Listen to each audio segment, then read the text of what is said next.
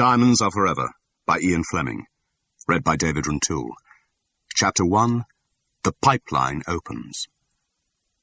With its two fighting claws held forward like a wrestler's arms, the big pandanus scorpion emerged with a dry rustle from the finger-sized hole under the rock.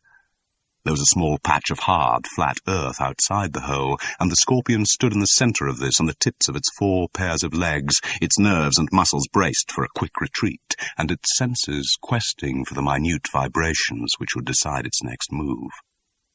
The moonlight, glittering down through the great thorn bush, threw sapphire highlights off the hard black polish of the 6-inch body, and glinted palely on the moist white sting which protruded from the last segment of the tail, now curved over parallel with the scorpion's flat back. Slowly the sting slid home into its sheath, and the nerves in the poison sac at its base relaxed. The scorpion had decided. Greed had won over fear. 12 inches away, at the bottom of a sharp slope of sand, the small beetle was concerned only with trudging on towards better pastures than he had found under the thorn bush, and the swift rush of the scorpion down the slope gave him no time to open his wings. The beetle's legs waved in protest as the sharp claw snapped round his body, and then the sting lanced into him from over the scorpion's head, and immediately he was dead. After it had killed the beetle, the scorpion stood motionless for nearly 5 minutes. During this time it identified the nature of its prey and again tested the ground and the air for hostile vibrations. Reassured, its fighting claw withdrew from the half-severed beetle, and its 2 small feeding pincers reached out and into the beetle's flesh. Then, for an hour, and with extreme fastidiousness, the scorpion ate its victim. The great thorn bush under which the scorpion killed the beetle was quite a landmark in the wide expanse of rolling veldt some 40 miles south of Kisigudu, in the southwestern corner of French Guinea. On all horizons there were hills and jungle, but here, over 20 square miles, there was flat, rocky ground which was almost desert, and amongst the tropical scrub, only this one thorn bush, perhaps because there was water deep beneath its roots, had grown to the height of a house, and could be picked out from many miles away. The bush grew more or less at the junction of 3 African states. It was in French Guinea, but only about 10 miles north of the northernmost tip of Liberia and 5 miles east of the frontier of Sierra Leone. Across this frontier are the great diamond mines around Sefadu. These are the property of Sierra International, which is part of the powerful mining empire of Afrique International, which in turn is a rich capital asset of the British Commonwealth. An hour earlier, in its hole among the roots of the great thorn bush, the scorpion had been alerted by 2 sets of vibrations. First, there had been the tiny scraping of the beetle's movements, and these belonged to the vibrations which the scorpion immediately recognized and diagnosed. Then there had been a series of incomprehensible thuds round the bush, followed by a final heavy quake which had caved in part of the scorpion's hole. These were followed by a soft, rhythmic trembling of the ground which was so regular that it soon became a background vibration of no urgency. After a pause, the tiny scraping of the beetle had continued, and it was greed for the beetle that, after a day of sheltering from its deadliest enemy, the sun, finally got the upper hand against the scorpion's memory of the other noises, and impelled it out of its lair into the filtering moonlight. And now, as it slowly sucked the morsels of beetle flesh off its feeding pincers, the signal for the scorpion's own death sounded from far away on the eastern horizon, audible to a human, but made up of vibrations which were far outside the range of the scorpion's sensory system. And a few feet away, a heavy, blunt hand with bitten fingernails slowly raised a jagged piece of rock. There was no noise, but the scorpion felt a tiny movement in the air above it. At once its fighting claws were up and groping, and its sting was erect in the rigid tail, its near-sighted eyes staring up for a sight of the enemy. The heavy stone came down. "Black bastard." The man watched as the broken insect whipped in its death agony. The man yawned.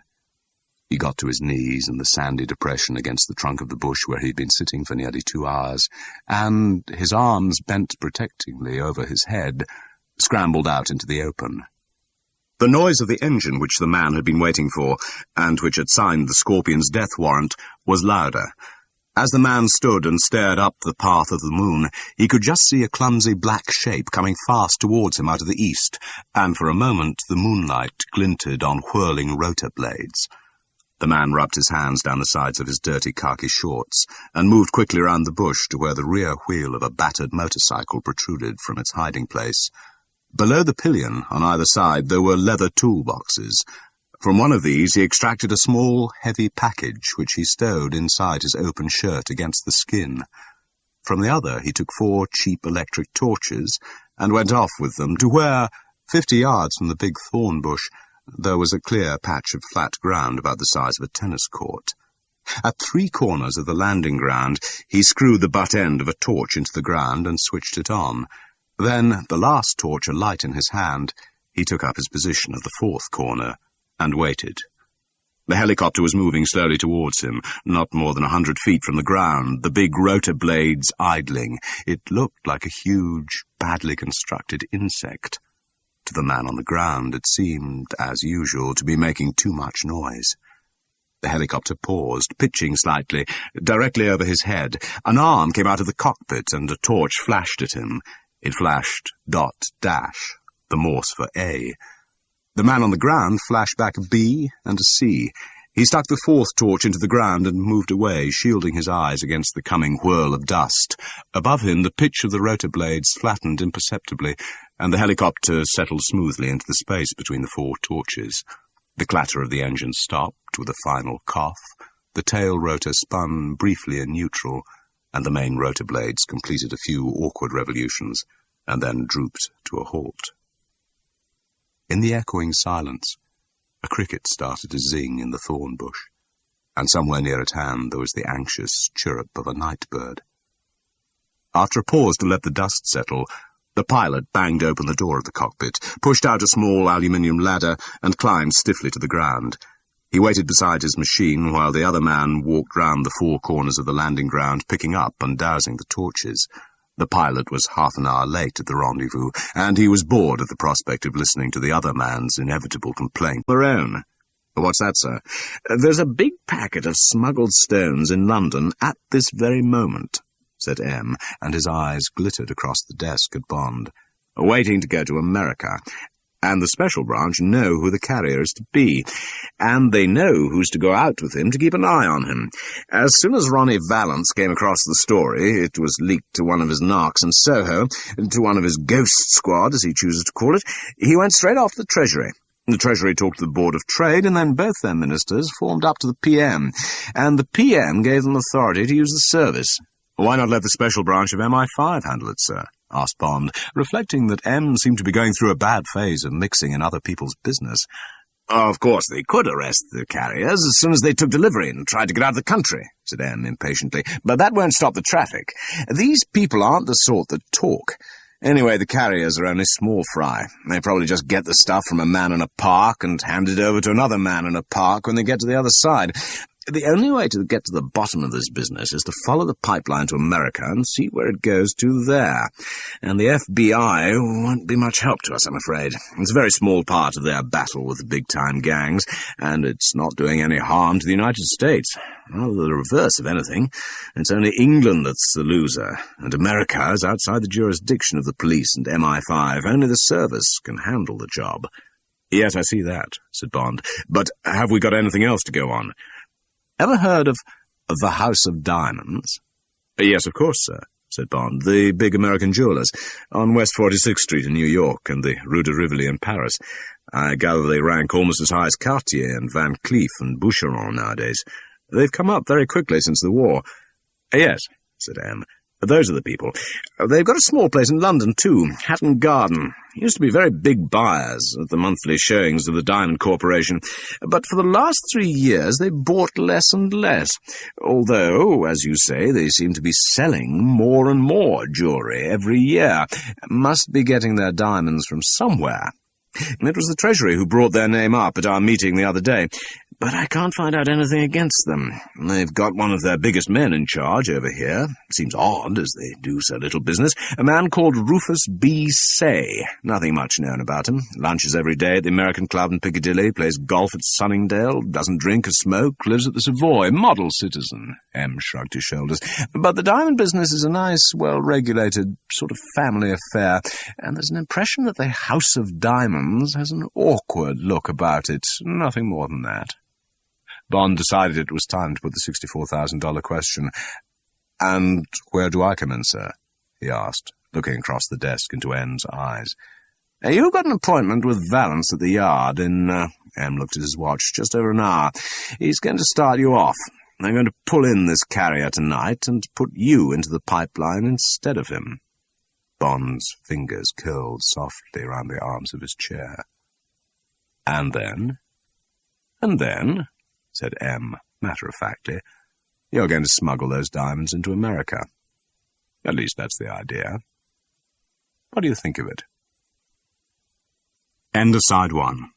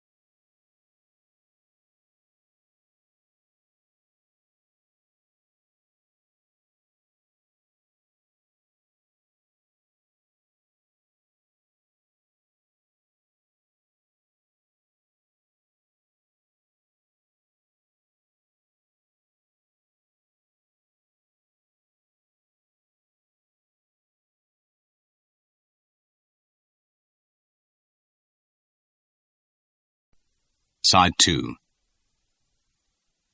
Chapter 3. Hot Ice. James Bond shut the door of M's office behind him.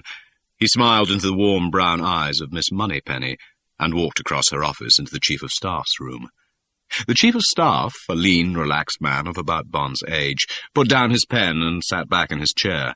He watched as Bond automatically reached for the flat gunmetal cigarette case in his hip pocket and walked over to the open window and looked down onto Regent's Park. There was a thoughtful deliberation in Bond's movements that answered the Chief of Staff's question. "So, you've bought it?" Bond turned round. "Yes," he said. He lit a cigarette. Through the smoke, his eyes looked very directly at the Chief of Staff. "But tell me this, Bill. Why's the old man got cold feet about this job? He's even looked up the results of my last medical. What's he so worried about? It's not as if this was Iron Curtain business. America's a civilized country, more or less. What's eating him?" It was the Chief of Staff's duty to know most of what went on in M's mind. His own cigarette had gone out, and he lit it and threw the spent match over his left shoulder. He looked round to see whether it had fallen in the wastepaper basket. It had. He smiled up at Bond. "Constant practice," he said. Then, "There aren't many things that worry M, James, and you know that as well as anybody in the service. The Smersh, of course, the German cipher breakers, the Chinese opium ring, or at any rate the power they have all over the world, and the authority of the mafia, and he's got a damned healthy respect for them, the American gangs, the big ones. That's all. Those are the only people that get him worried. And this diamond business looks as if it's pretty certain to bring you up against the gangs. They're the last people he expected us to get mixed up with. He's got quite enough on his plate without them. That's all. That's what's giving him cold feet about this job." "There's nothing so extraordinary about American gangsters," protested Bond. "They're not Americans. Mostly a lot of Italian bums with monogrammed shirts who spend the day eating spaghetti and meatballs and squirting scent over themselves." "That's what you think," said the Chief of Staff. "But the point is that those are only the ones you see. There are better ones behind them, and still better ones behind those. Look at narcotics. 10 million addicts. Where do they get the stuff from? And look at gambling, legitimate gambling. $250 million a year is the take at Las Vegas. Then there are the undercover games at Miami and Chicago and so on, all owned by the gangs and their friends. A few years ago, Bugsy Siegel got the back of his head blown off because he wanted too much of the take from the Las Vegas operation, and he was tough enough. These are big operations. Do you realize gambling's the biggest single industry in America? Bigger than steel? Bigger than motor cars, and they take damn good care to keep it running smoothly. Get hold of a copy of the Kafova report if you don't believe me. And now these diamonds, $6 million a year is good money, and you can bet your life it'll be well protected." The Chief of Staff paused. He looked impatiently up at the tall figure in the dark blue single-breasted suit and into the obstinate eyes and the lean brown face. "Perhaps you haven't read the FBI report on American crime for this year. Interesting. Just 34 murders every day. Nearly 150,000 Americans criminally killed in the last 20 years. Bond looked incredulous. "It's a fact, damn you. Get hold of these reports and see for yourself. And that's why M wanted to make sure you are fit before he put you into the pipeline. You're going to take these gangs on, and you'll be by yourself. Satisfied?" Bond's face relaxed. "Come on, Bill," he said. "If that's all there is to it, I'll buy you lunch. It's my turn, and I feel like celebrating. No more paperwork this summer. I'll take you to Scott's, and I'll have some of their dressed crab and a pint of black velvet. You've taken a load off my mind. I thought there might be some ghastly snag about this job." "All right, blast you." The Chief of Staff put aside the misgivings which he fully shared with his chief, and followed Bond out of the office, and slammed the door with unnecessary force behind him.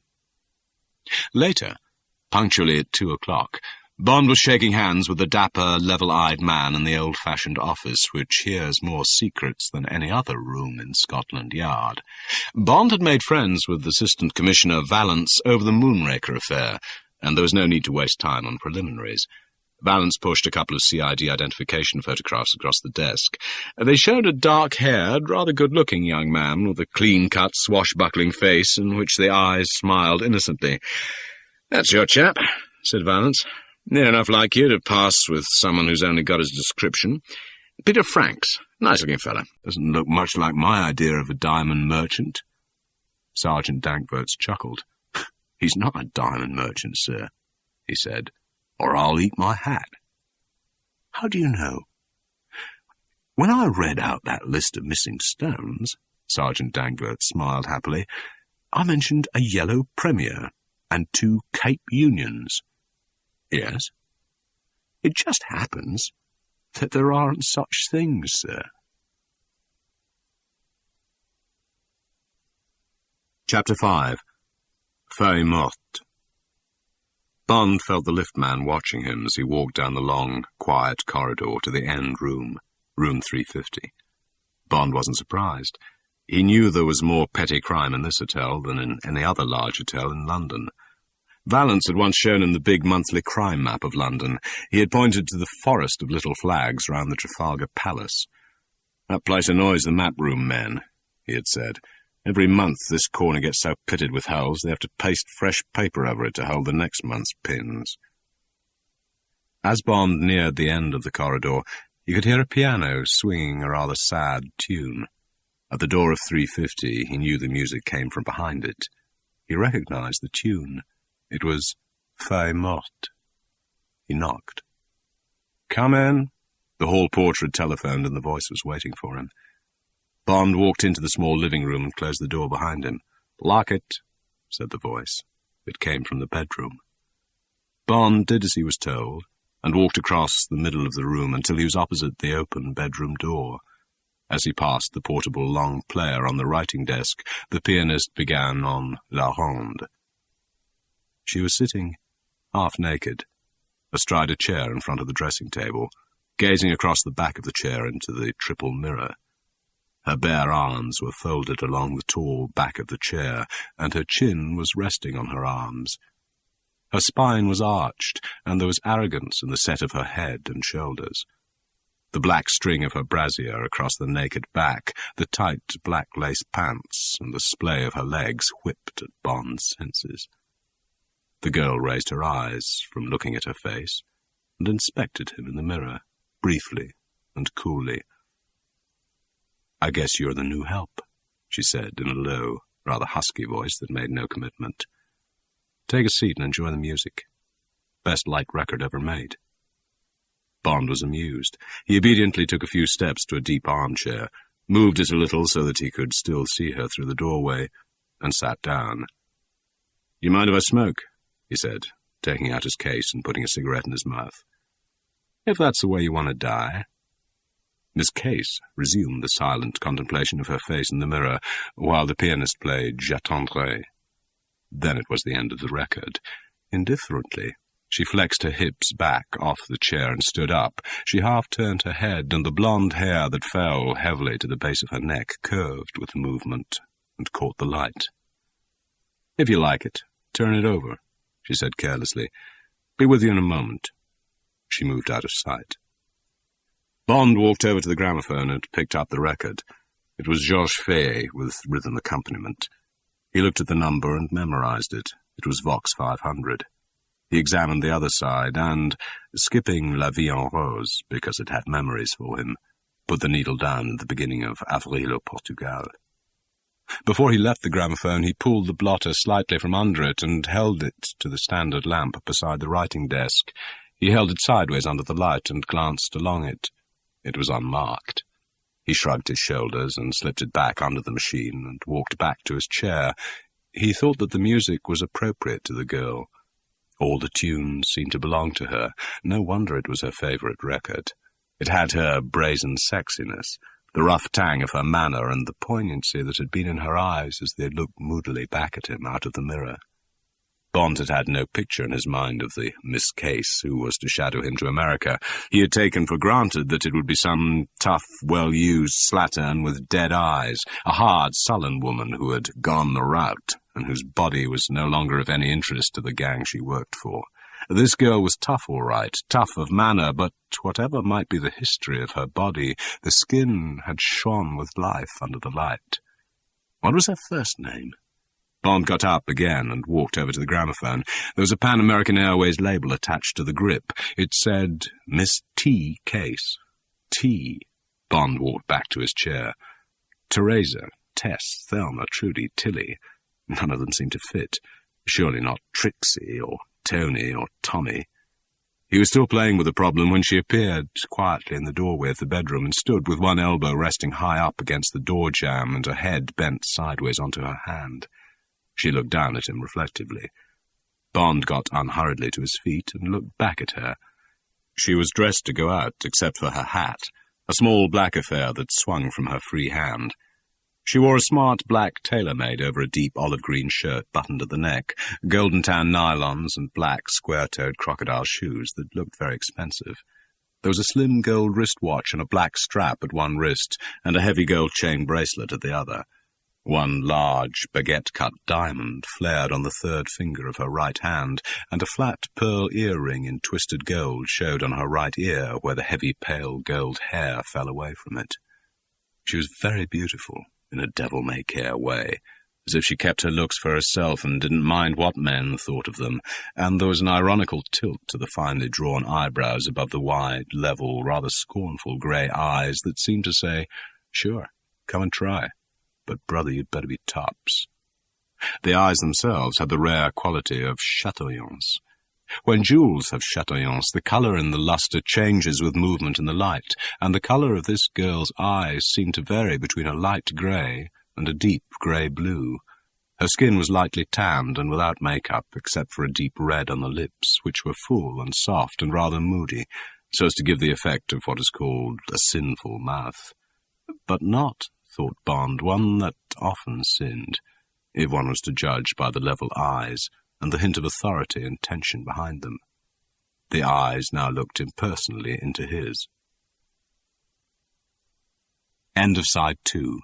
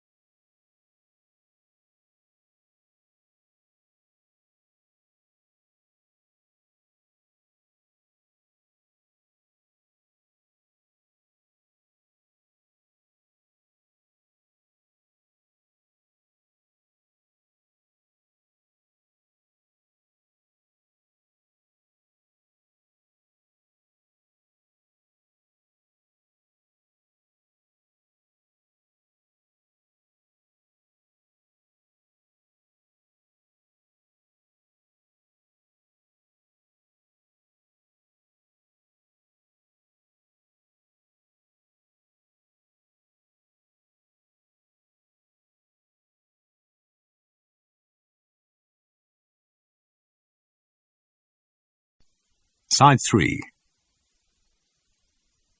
"So, you're Peter Franks," she said, and the voice was low and attractive, but with a touch of condescension. "Yes," he said, "and I've been wondering what T stands for." She thought for a moment. "I guess you can find out at the desk," she said. "It stands for Tiffany." She walked over to the gramophone and stopped the record in the middle of Je n'en connais pas la fin. She turned round. "But it's not in the public domain," she added coldly. Bond shrugged his shoulders and moved over to the windowsill and leant easily against it with his ankles crossed. His nonchalance seemed to irritate her. She sat down in front of the writing desk. "Now then," she said, and her voice had an edge to it, "let's get down to business. In the first place, why do you take this job?" "Somebody died." "Oh." She looked at him sharply. "They told me your line was stealing." She paused. "Hot blood or cold blood?" "Hot blood. A fight." "So you want to get out?" "That's about it. And the money." She changed the subject. "Got a wooden leg? False teeth?" "No, everything's real." She frowned. "I'm always telling them to find me a man with a wooden leg. Well, have you got any hobbies or anything? Any ideas where you're going to carry the stones?" "No," said Bond. "I play cards and golf. But I thought the handles of trunks and suitcases were good places for this sort of stuff." "So do the customs men," she said dryly. She sat silent for a moment, reflecting. Then she pulled a piece of paper and a pencil towards her. "What sort of golf balls do you use?" she asked, unsmilingly. "They're called Dunlop 65s. He was equally serious. "And maybe you've got something there." She made no comment, but wrote the name down. She looked up. "Got a passport?" "Well, I have," admitted Bond, "but it's in my real name."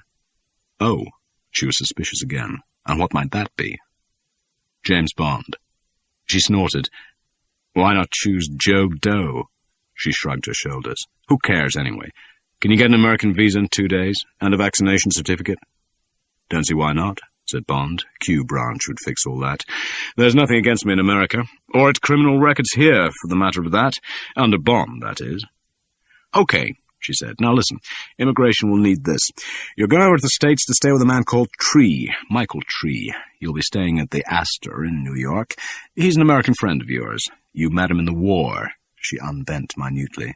"Just for the record, this man really exists. He'll back up your story, but he's not generally known as Michael. He's known as Shady Tree to his friends, if any," she added sourly. Bond smiled. "He's not as fun as he sounds," said the girl shortly. She opened a drawer in the desk and took out a packet of £5 notes with a rubber band round it. She riffled them through and detached about half their number and put these back in the drawer.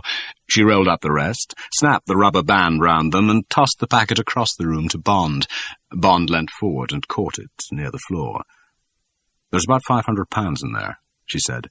"Book yourself in at the Ritz and give that address to immigration. Get a good used suitcase and put in what you would take on a golfing holiday. Get your golf clubs. Keep out of sight. BOAC Monarch to New York, Thursday evening. Get a single ticket first thing tomorrow morning. The embassy won't give you a visa without seeing your ticket. Car will pick you up at the Ritz at 6:30 Thursday evening. Driver will give you the golf balls. Put them in your bag, and," she looked him straight in the eye, "don't think you can go into business for yourself with this stuff. The driver will stay alongside you until your luggage has gone out to the plane, and I'll be at London Airport, so no funny business, okay?" Bond shrugged his shoulders. "What would I do with this kind of merchandise?" he said carelessly. "Too big for me." "And what happens at the other end?" "Another driver will be waiting outside the customs. He'll tell you what to do next. Now," her voice was urgent, "if anything happens at the customs, either end, you know nothing, see? You just don't know how the balls got into your bag. Whatever they ask you, just go on saying, 'By me.' Act dumb. I shall be watching, and maybe others too. That I wouldn't know. If they lock you up in America, ask for the British consul and go on asking. You won't get any help from us, but that's what you're being paid for. Okay?" "Fair enough," said Bond. "The only person I could get into trouble would be you." He looked appraisingly at her. "And I wouldn't like that to happen." "Shucks," she said scornfully. "You've got nothing on me. Don't worry about me, my friend. I can look after myself." She got up and came and stood in front of him. "And don't little girl me," she said sharply. "We're on a job, and I can take care of myself. You'd be surprised." Bond stood up and away from the windowsill. He smiled down and into the flashing grey eyes that were now dark with impatience. "I can do anything better than you can. Don't worry, I'll be a credit to you. But just relax and stop being so businesslike for a minute. I'd like to see you again. Could we meet in New York if everything goes all right?" Bond felt treacherous as he said the words. He liked this girl. He wanted to make friends with her, but it would be a question of using friendship to get further up the pipeline. She looked thoughtfully at him for a moment, and her eyes gradually lost their darkness. Her sharply compressed lips relaxed and parted a little. There was a hint of a stammer in her voice as she answered him. That is—" She brusquely turned away from him. "Hell," she said, but the word sounded artificial. "I've got nothing on Friday night. Guess we might have dinner at 21 Club on 52nd. All the cab drivers know it. 8 o'clock, if the job goes off okay. Suit you?" She turned back towards him and looked at his mouth and not his eyes. "Fine," said Bond. He thought it was time to get out before he made a mistake. "No," he said efficiently. "Is there anything else?"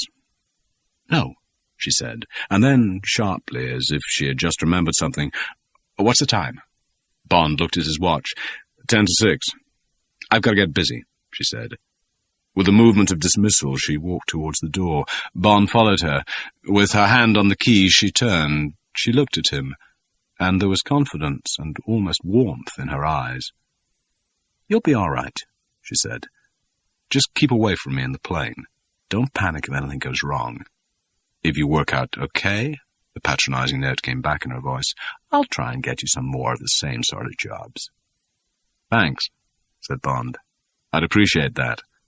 I'd enjoy working with you." With a slight shrug of the shoulders, she opened the door, and Bond walked out into the corridor. He turned. "See you at this 21 place of yours," he said. He wanted to say more, to find an excuse to stay with her, with this lonely girl who played the gramophone and gazed at herself in the mirror. But now her expression was remote. He might have been a complete stranger. "Sure," she said indifferently. She looked at him once more, and then she closed the door, slowly but firmly on his face. As Bond walked away down the long corridor to the lift, the girl stood just inside the door and listened until his footsteps had vanished. Then, with brooding eyes, she walked slowly over to the gramophone and switched it on. She picked up the Fair record and searched for the groove she wanted. She put the record on the machine and found the place with the needle. The tune was Je n'en connais pas la fin. She stood listening to it and wondering about the man who had suddenly, out of the blue, found his way into her life. God, she thought to herself with sudden, angry despair, another damn crook. Couldn't she ever get away from them? But when the record stopped, her face was happy, and she hummed the tune as she powdered her nose and got ready to go out. Out on the towards the western coastline of Ireland. "Fasten your seatbelts, no smoking." And there was the green and white searchlight of Shannon, and the red and gold of the flare path rushing towards them, and then the brilliant blue of the ground lights between which the Stratocruiser trundled towards the unloading bay. Steak and champagne for dinner, and the wonderful goblet of thick coffee laced with Irish whiskey and topped with half an inch of thick cream.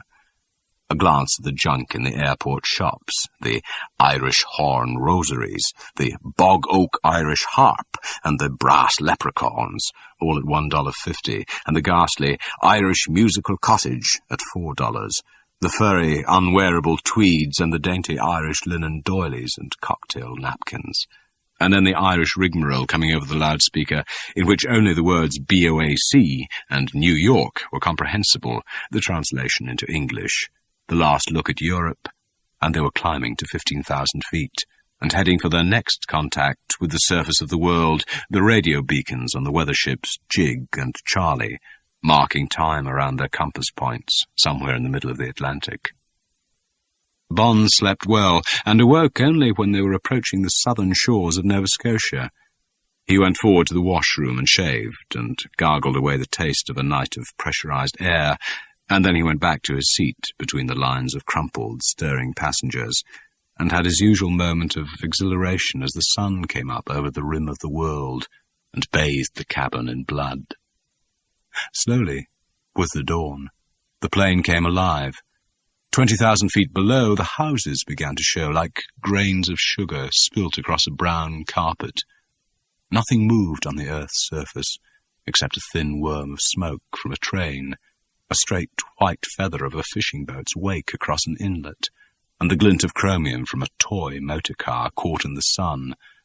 But Bond could almost see the sleeping humps under the bedclothes beginning to stir, and where there was a wisp of smoke rising into the still morning air, he could smell the coffee brewing in the kitchens.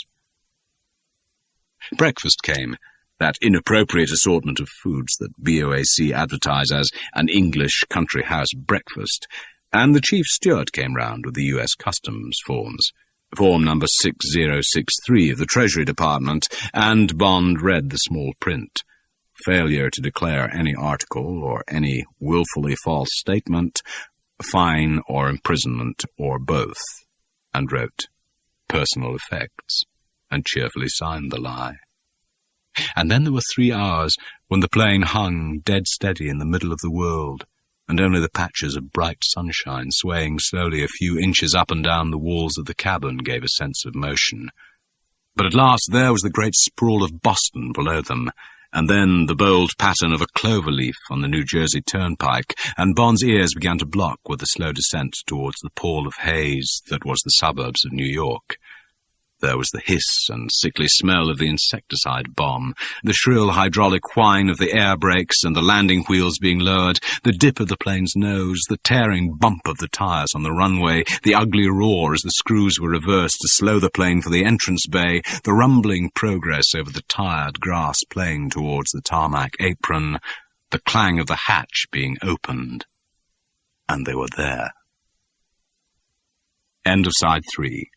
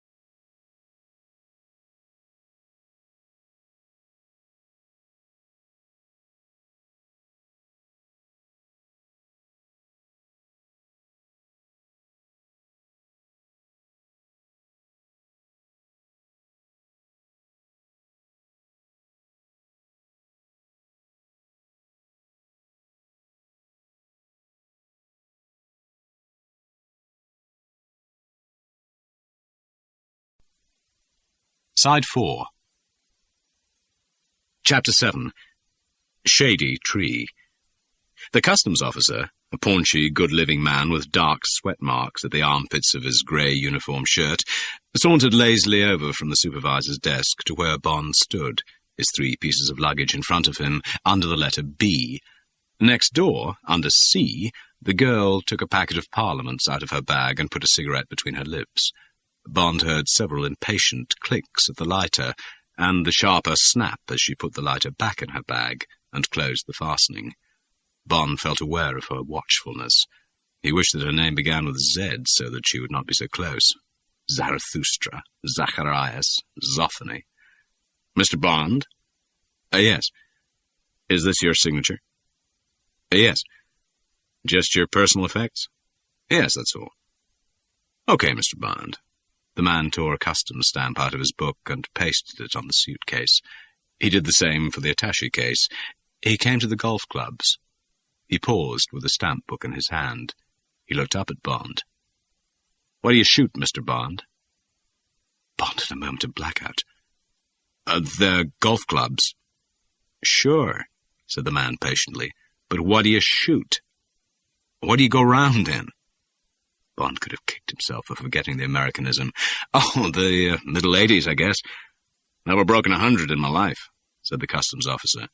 He gummed a blessed stamp on the side of the bag a few inches away from the richest haul of contraband that had ever been missed at Idlewild. Have a good vacation, Mr. Bond. Thanks, said Bond. He beckoned a porter and followed his bags across to the last hurdle, the inspector at the door. There was no pause. The man bent over, searched for the stamps, overstamped them, and waved him through. Mr. Bond? It was a tall, hatchet-faced man with mud-coloured hair and mean eyes. He was wearing dark brown slacks and a coffee-coloured shirt. I have a car for you. As he turned and led the way out into the hot, early morning sun, Bond noticed a square bulge in his hip pocket. It was about the shape of a small-caliber automatic. Typical, thought Bond. Mike Hammer routine. These American gangsters were too obvious. They'd read too many horror comics and seen too many films. The car was a black Oldsmobile sedan. Bond didn't wait to be told. He climbed into the front seat, leaving the disposal of his luggage in the back and the tipping of the porter to the man in brown. When they had left the cheerless prairie of Idlewild and had merged into the stream of commuter traffic on the Van Wyck Parkway, he felt he ought to say something. How's the weather been over here? The driver didn't take his eyes off the road. Either side of 100. That's pretty hot, said Bond. We haven't had it much over 75 in London. That's so. Well, what's the programme now? Asked Bond, after a pause. The man glanced in his driving mirror and pulled into the centre lane. For a quarter of a mile he busied himself with passing a bunch of slow-moving cars on the inside lanes. They came to an empty stretch of road. Bond repeated his question. I said, what's the programme? The driver gave him a quick glance. Shady wants you. Does he? Said Bond. He was suddenly impatient with these people. He wondered how soon he would be able to throw some weight about. The prospect didn't look good. His job was to stay in the pipeline and follow it further. Any sign of independence or non-cooperation, and he would be discarded. He would have to make himself small and stay that way. He would just have to get used to the idea. They swept into uptown Manhattan and followed the river as far as the 40s. Then they cut across town and pulled up halfway down West 46th Street, the Hatton Garden of New York. The driver double-parked outside an inconspicuous doorway. Stinks, too. Leiter let go of Bond's arm and watched him climb into the taxi. Then he leant in through the window. And do you know what your job stinks of, you dumb bastard? He asked cheerfully. Formaldehyde and lilies. End of side 4.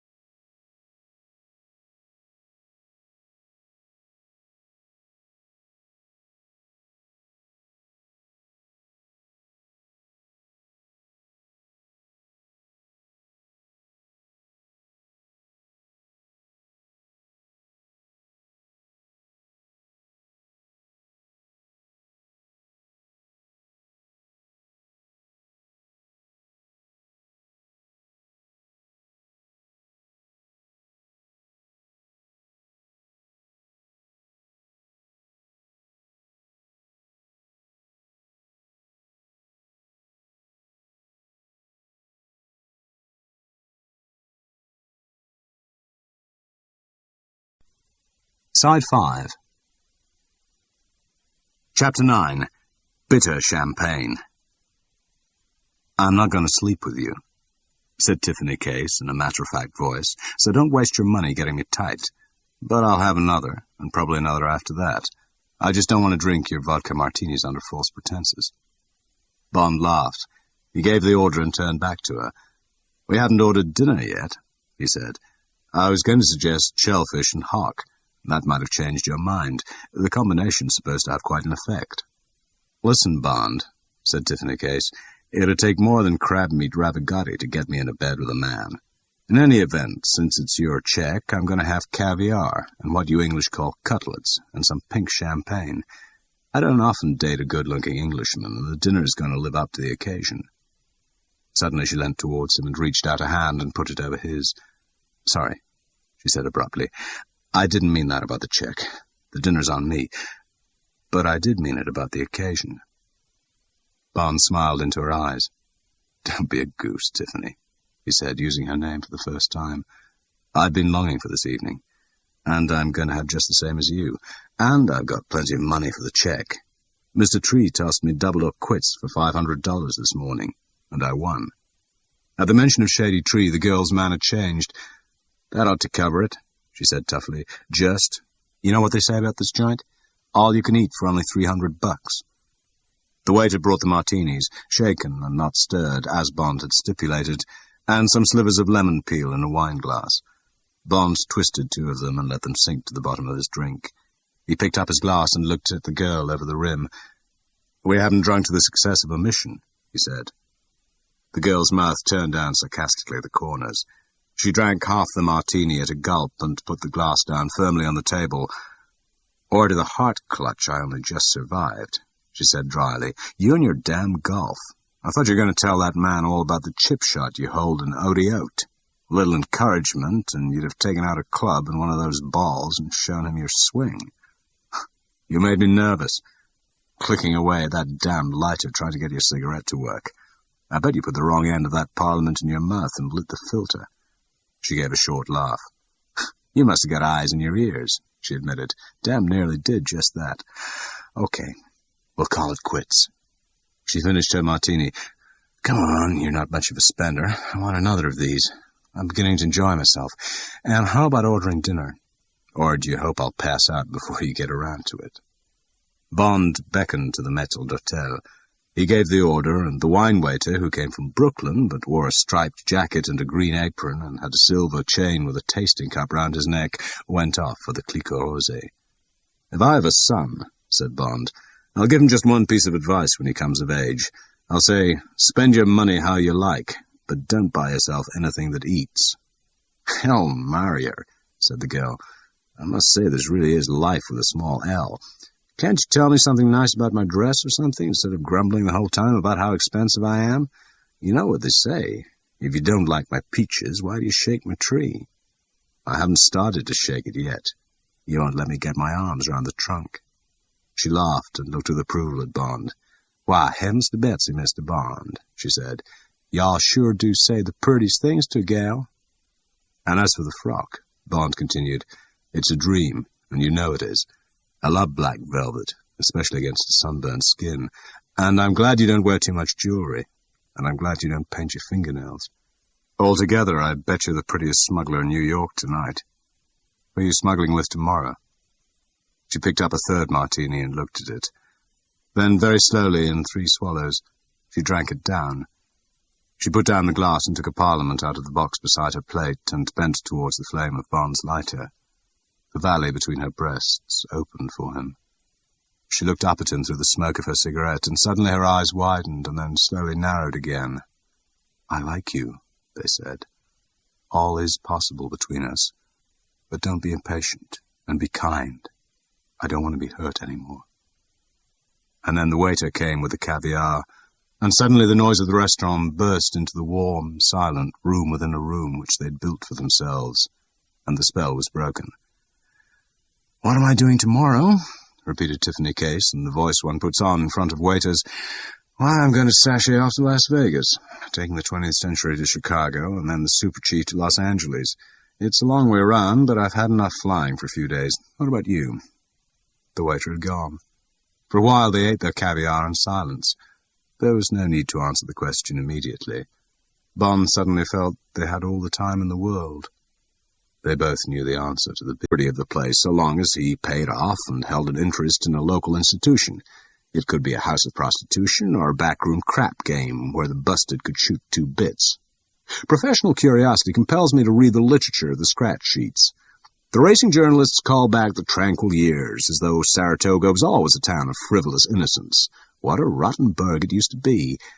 It is possible that there are bust-out gaffs sneaking in farmhouses on back roads. Such action is insignificant, and the player must be prepared to be knocked out as rapidly as the dealer can switch the dice. But the gambling casinos of Saratoga were never square, and anyone who caught a hot hand was measured for trimming. The roadhouses ran through the night on the shores of the lake. The big entertainers chilled for the games which are not financed to be beaten. The stickmen and the wheel-turners were the nomadic hustlers who were paid by the day and traveled the gambling circuit from Newport, Kentucky, down to Miami in the winter and back up to Saratoga for August. Most of them were educated in Steubenville, O, where the penny ante games were trade schools for the industry. They were drifters, and most of them had no talent for mussing up a welsher. They were clerks of the underworld, and they packed up and left as soon as any heat was turned their way. Most of them have settled down in Las Vegas and Reno, where their old bosses have taken charge with licenses hanging on the walls. Their employers were not gamblers in the tradition of old Colonel E.R. Bradley, who was a stately man of courteous deportment, but there are those who tell me that his gambling bazaar at Palm Beach would go along with the mark until his score piled up too high. Then, according to those who have gone against Bradley's games, mechanics took over and used any device that would keep the house solvent. It delights those who recollect Bradley when they read his canonization as a philanthropist whose hobby was giving the rich a little divertisement denied them by the state of Florida. But compared to the lice who controlled Saratoga, Colonel Bradley is entitled to all the praise he gets in the remembrances of the sentimentalists. The track at Saratoga is a ramshackle pile of kindling wood, and the climate is hot and humid. There are some, such as Al Vanderbilt and Jock Whitney, who are sportsmen in the obsolete sense of the identification. Horse racing is their game, and they're too good for it. So are such trainers as Bill Winfrey, who sent Native Dancer to the races. There are jockeys who would bust you in the nose if you propositioned them to pull a horse. They enjoy Saratoga, and they must be glad that the likes of Lucky Luciano are gone from the rube town that flourished because it allowed tough guys to fleece the drop-ins. The bookmakers were yagged as they left the track in the era of the handbooks. There was one called Kid Tatters who was relieved of $50,000 in the parking lot. The heist guys told him they intended to kidnap him if he didn't come up with more. Kid Tatters knew Lucky had a piece of most of the gambling spots and appealed to him to settle his trouble. Lucky said it was a simple matter. No one would bother the bookie if he did as he was told. Kid Tatters had a permit to book at the track, and his reputation was clean, but there was only one way he could protect himself. "Make me your partner," Lucky informed him, and the conversation was repeated for me by a man who was present. No one would stick up a partner of Lucky's. Kid Tatters thought of himself as an honorable guy in business, sanctioned by the state, but he gave in, and Lucky was his partner until he died. I asked a guy if Lucky put up any money or worked for his end of the bookmaker's profit. "All Lucky did was collect," the fellow said. But in those days, Kid Tatters made himself a good bargain. He was never bothered again. It was a stinking town, but all gambling towns are. Bond folded the cutting and put it in his pocket. "It certainly sounds a long way from Lily Langtry," he said after a pause. "Sure," said Leiter indifferently. "And Jimmy Cannon doesn't let on he knows the big boys are back again, or their successors. But nowadays they're owners, like our friends, the Spangs, running their horses against the Whitneys and the Vanderbilts and the Woodwards, and now and again putting over a fast fix like Shy Smile. They aim to net 50 grand on that job, and that's better than knocking off a bookie for a few C's. Sure, some of the names have changed around Saratoga. So's the mud and the mud bass there." A big road sign loomed up on the right. It said, "Stop at the Sagamore. Air-conditioned. Slumber-right beds. Television. 5 miles to Saratoga Springs. And the Sagamore for gracious living." That means we've got our tooth glasses wrapped in individual paper bags and the lavatory seats sealed with a strip of sanitized paper, commented Elijah sourly. And don't think you can steal those slumberite beds. Motels used to lose one most weeks. Now they screw them down. End of side 5.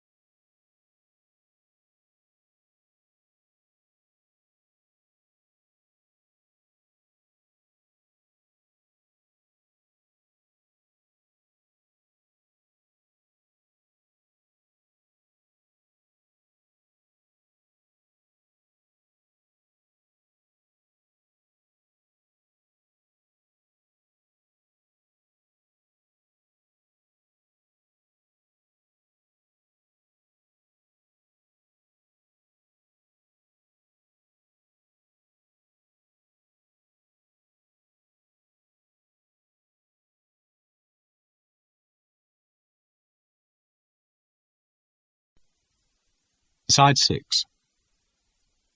Chapter 11. Shy Smile. The first thing that struck Bond about Saratoga was the green majesty of the elms, which gave the discreet avenues of colonial-type clapboard houses some of the peace and serenity of a European watering place. And there were horses everywhere, being walked across the streets, with a policeman holding up the traffic, being coaxed out of horse boxes around the sprawling groups of stables, cantering along the cinder borders of the roads, and being led to work on the exercise track alongside the racecourse near the centre of the town.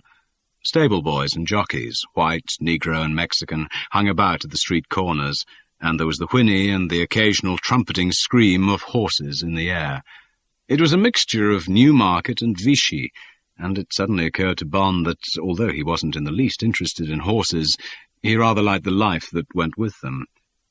Light had dropped him at the Sagamore, which was on the edge of the town and only half a mile from the racetrack, and went off about his business. They agreed to contact each other only at night or casually in the crowds at the races, but to pay a dawn visit to the exercise track if Shy Smile was being given a last workout at sunrise the next day. Leiter said he would know about this, and much more, after an evening around the stables and at the Tether, the all-night restaurant bar that was the home of the racing underworld when they came up for the August meeting. Bond checked himself in at the central office of the Sagamore, signed James Bond, Hotel Astor, New York, before a hatchet-faced woman whose steel-rimmed eyes assumed that Bond, like most of her other seekers after gracious littles into his collar, would some of the other owners be there, pale and angry? And then came the loudspeaker again, and the voice saying, "Attention, please. In this race, number 10, Shy Smile, has been disqualified, and number 3, Pray Action, has been declared the winner. The result is now official." Amidst the thunder of the crowd, Bond got stiffly up from his seat and walked in the direction of the bar. And now for the payoff. Perhaps a bourbon and branch water would give him some ideas about getting the money to Tingling Bell. He was uneasy about it, and yet the Acme Bath sounded an easy enough place. Nobody knew him in Saratoga. But after that he would have to stop working for Pinkerton's, call up Shady Tree and complain about not getting his 5,000, worry him about his own payoff. It had been fun helping Leiter push these people around. Next would come Bond's turn. He pushed his way into the crowded bar. End of Side 6.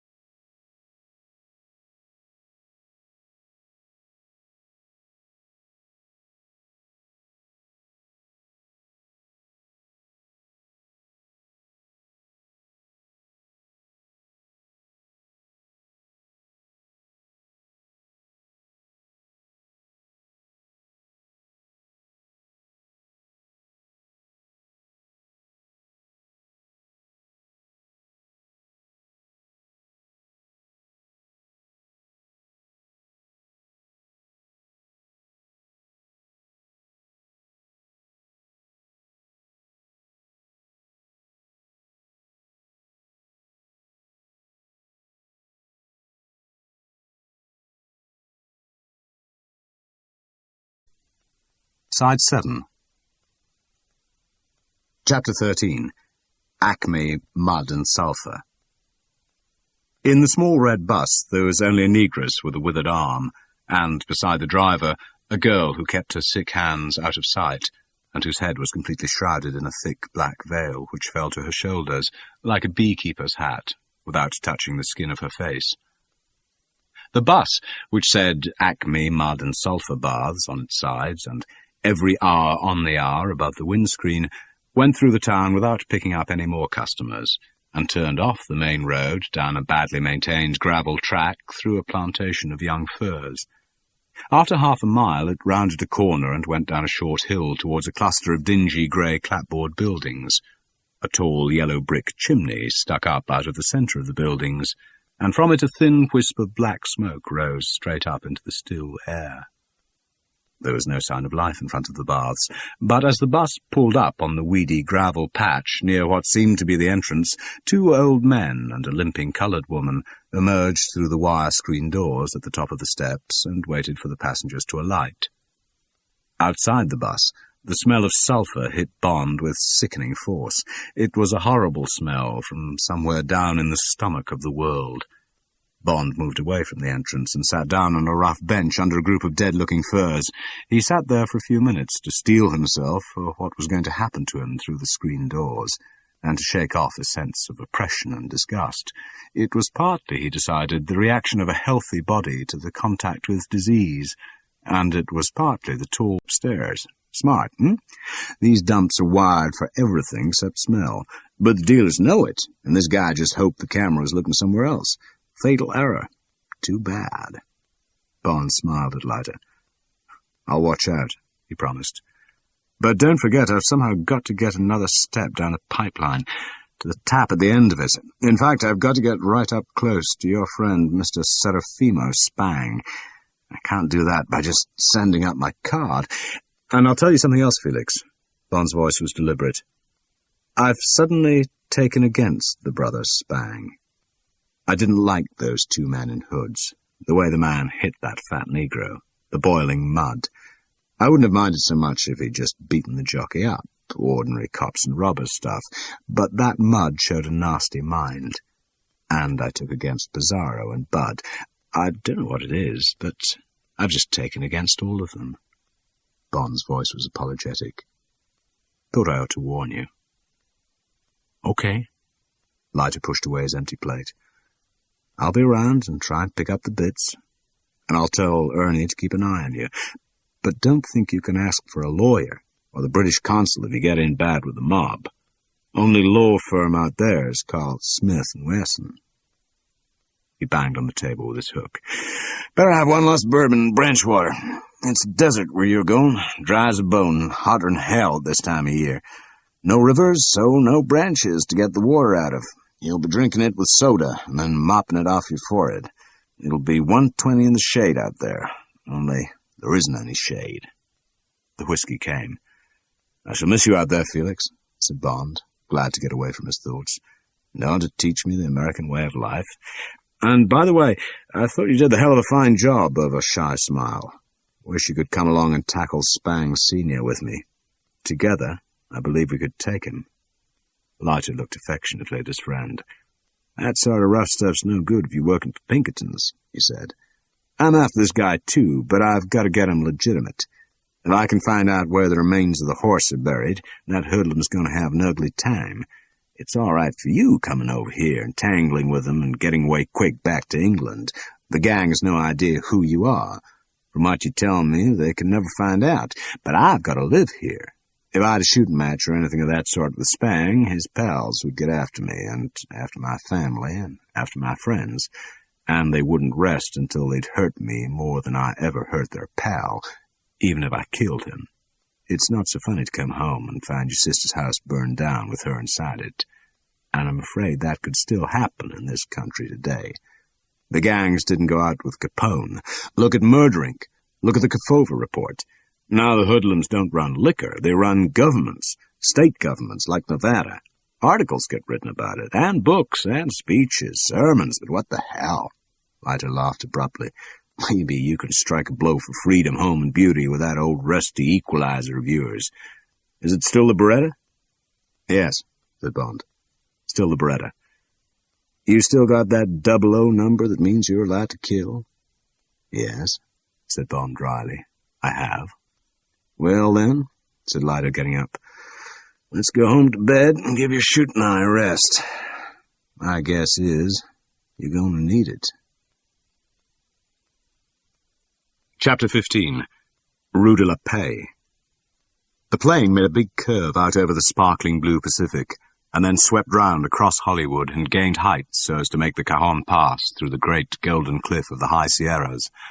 Bond caught a glimpse of endless miles of palm-lined avenues, of sprinklers whirling over emerald lawns in front of gracious homes, of sprawling aircraft factories, of the outside lots of film studios with a jumble of gimcrack sets, city streets, western ranches, what looked like a miniature motor racing track, a full-sized four-master schooner planted in the ground, and then they were in the mountains, and through them, and over the interminable red desert that is the backstage of Los Angeles. They flew over Barstow, the junction from which the single track of the Santa Fe strides off into the desert on its long run across the Colorado Plateau, skirting on their right the Calico Mountains, once the borax center of the world, and leaving far away to the left the bone-strewn wastes of Death Valley. Then came more mountains, streaked with red, like gums bleeding over rotten teeth, and then a glimpse of green in the midst of the blasted Martian landscape, and then a slow descent, and please fasten your seatbelts and extinguish your cigarettes. The heat hit Bond's face like a fist, and he had begun to sweat in the 50 yards between his cool plane and the blessed relief of the air-conditioned terminal building. The glass doors, operated by seeing-eye photoelectric cells, hissed open as he approached and slowly closed behind him, and already the slot machines, 4 banks of them, were right in his path. It was natural to bring out the small change and jerk the handles and watch the lemons and the oranges and the cherries and the bell fruit swirl round in their final click, paused ting, followed by a soft, mechanical sigh. 5 cents, 10 cents, a quarter. Bond gave them all a try, and only once 2 cherries and a bell fruit coughed back 3 coins for the one he had played. As he moved away, waiting for the baggage of the half-dozen passengers to appear on the ramp near the exit, his eyes caught a notice over a big machine that might have been for iced water. It said, "Oxygen bar." He strolled over to it and read the rest. "Breathe pure oxygen," it said, "healthful and harmless, for a quick lift, eases distress of overindulgence, drowsiness, fatigue, nervousness, and many other symptoms." Bond obediently put a quarter into the slot and bent over so that his nose and mouth were enclosed in a wide black rubber mouthpiece. He pressed a button and, as instructed, breathed in and out slowly for a full minute. It was just like breathing very cold air. No taste, no smell. At the end of the minute there was a click from the machine, and Bond straightened himself. He felt nothing but a slight dizziness. But later he recognized that there had been carelessness in the ironical grin he gave to a man with a leather shaving kit under his arm who had been standing watching him. The man smiled briefly back and turned away. The loudspeaker asked passengers to collect their luggage, and Bond picked up his case and pushed through the swing doors of the exit into the red-hot arms of noon. "You for the tiara?" said a voice. A chunky man with large, very direct brown eyes under a chauffeur's peaked cap shot the question at him from a wide mouth from which a wooden toothpick jutted. "Yes." "Okay, let's go." The man didn't offer to carry Bond's suitcase for him. Bond followed him over to a smart-looking Chevrolet with a lucky raccoon tail tied to its chrome, naked lady mascot. He threw his suitcase into the back and climbed in after it. The car moved off and out of the airport onto the parkway. It crossed into the far lane and turned left. Other cars hissed by. Bond's driver kept the inside lane, driving slowly. Bond felt himself being examined in the driving mirror. He looked up at the driver's identification tag. It said, "Ernest Cureo, number 2584. And there was a photograph, whose eyes also looked levelly at Bond. End of Side 7.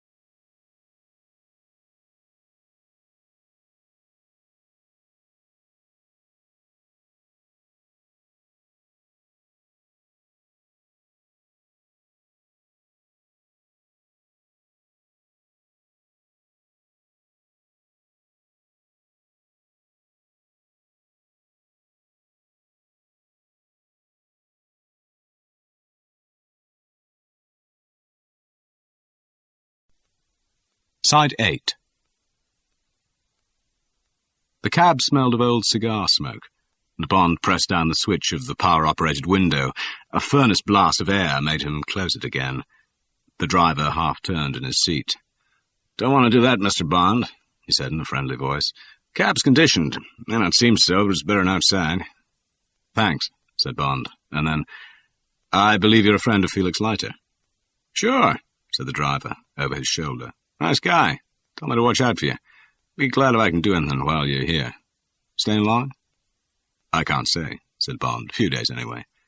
"Tell you what," said the driver.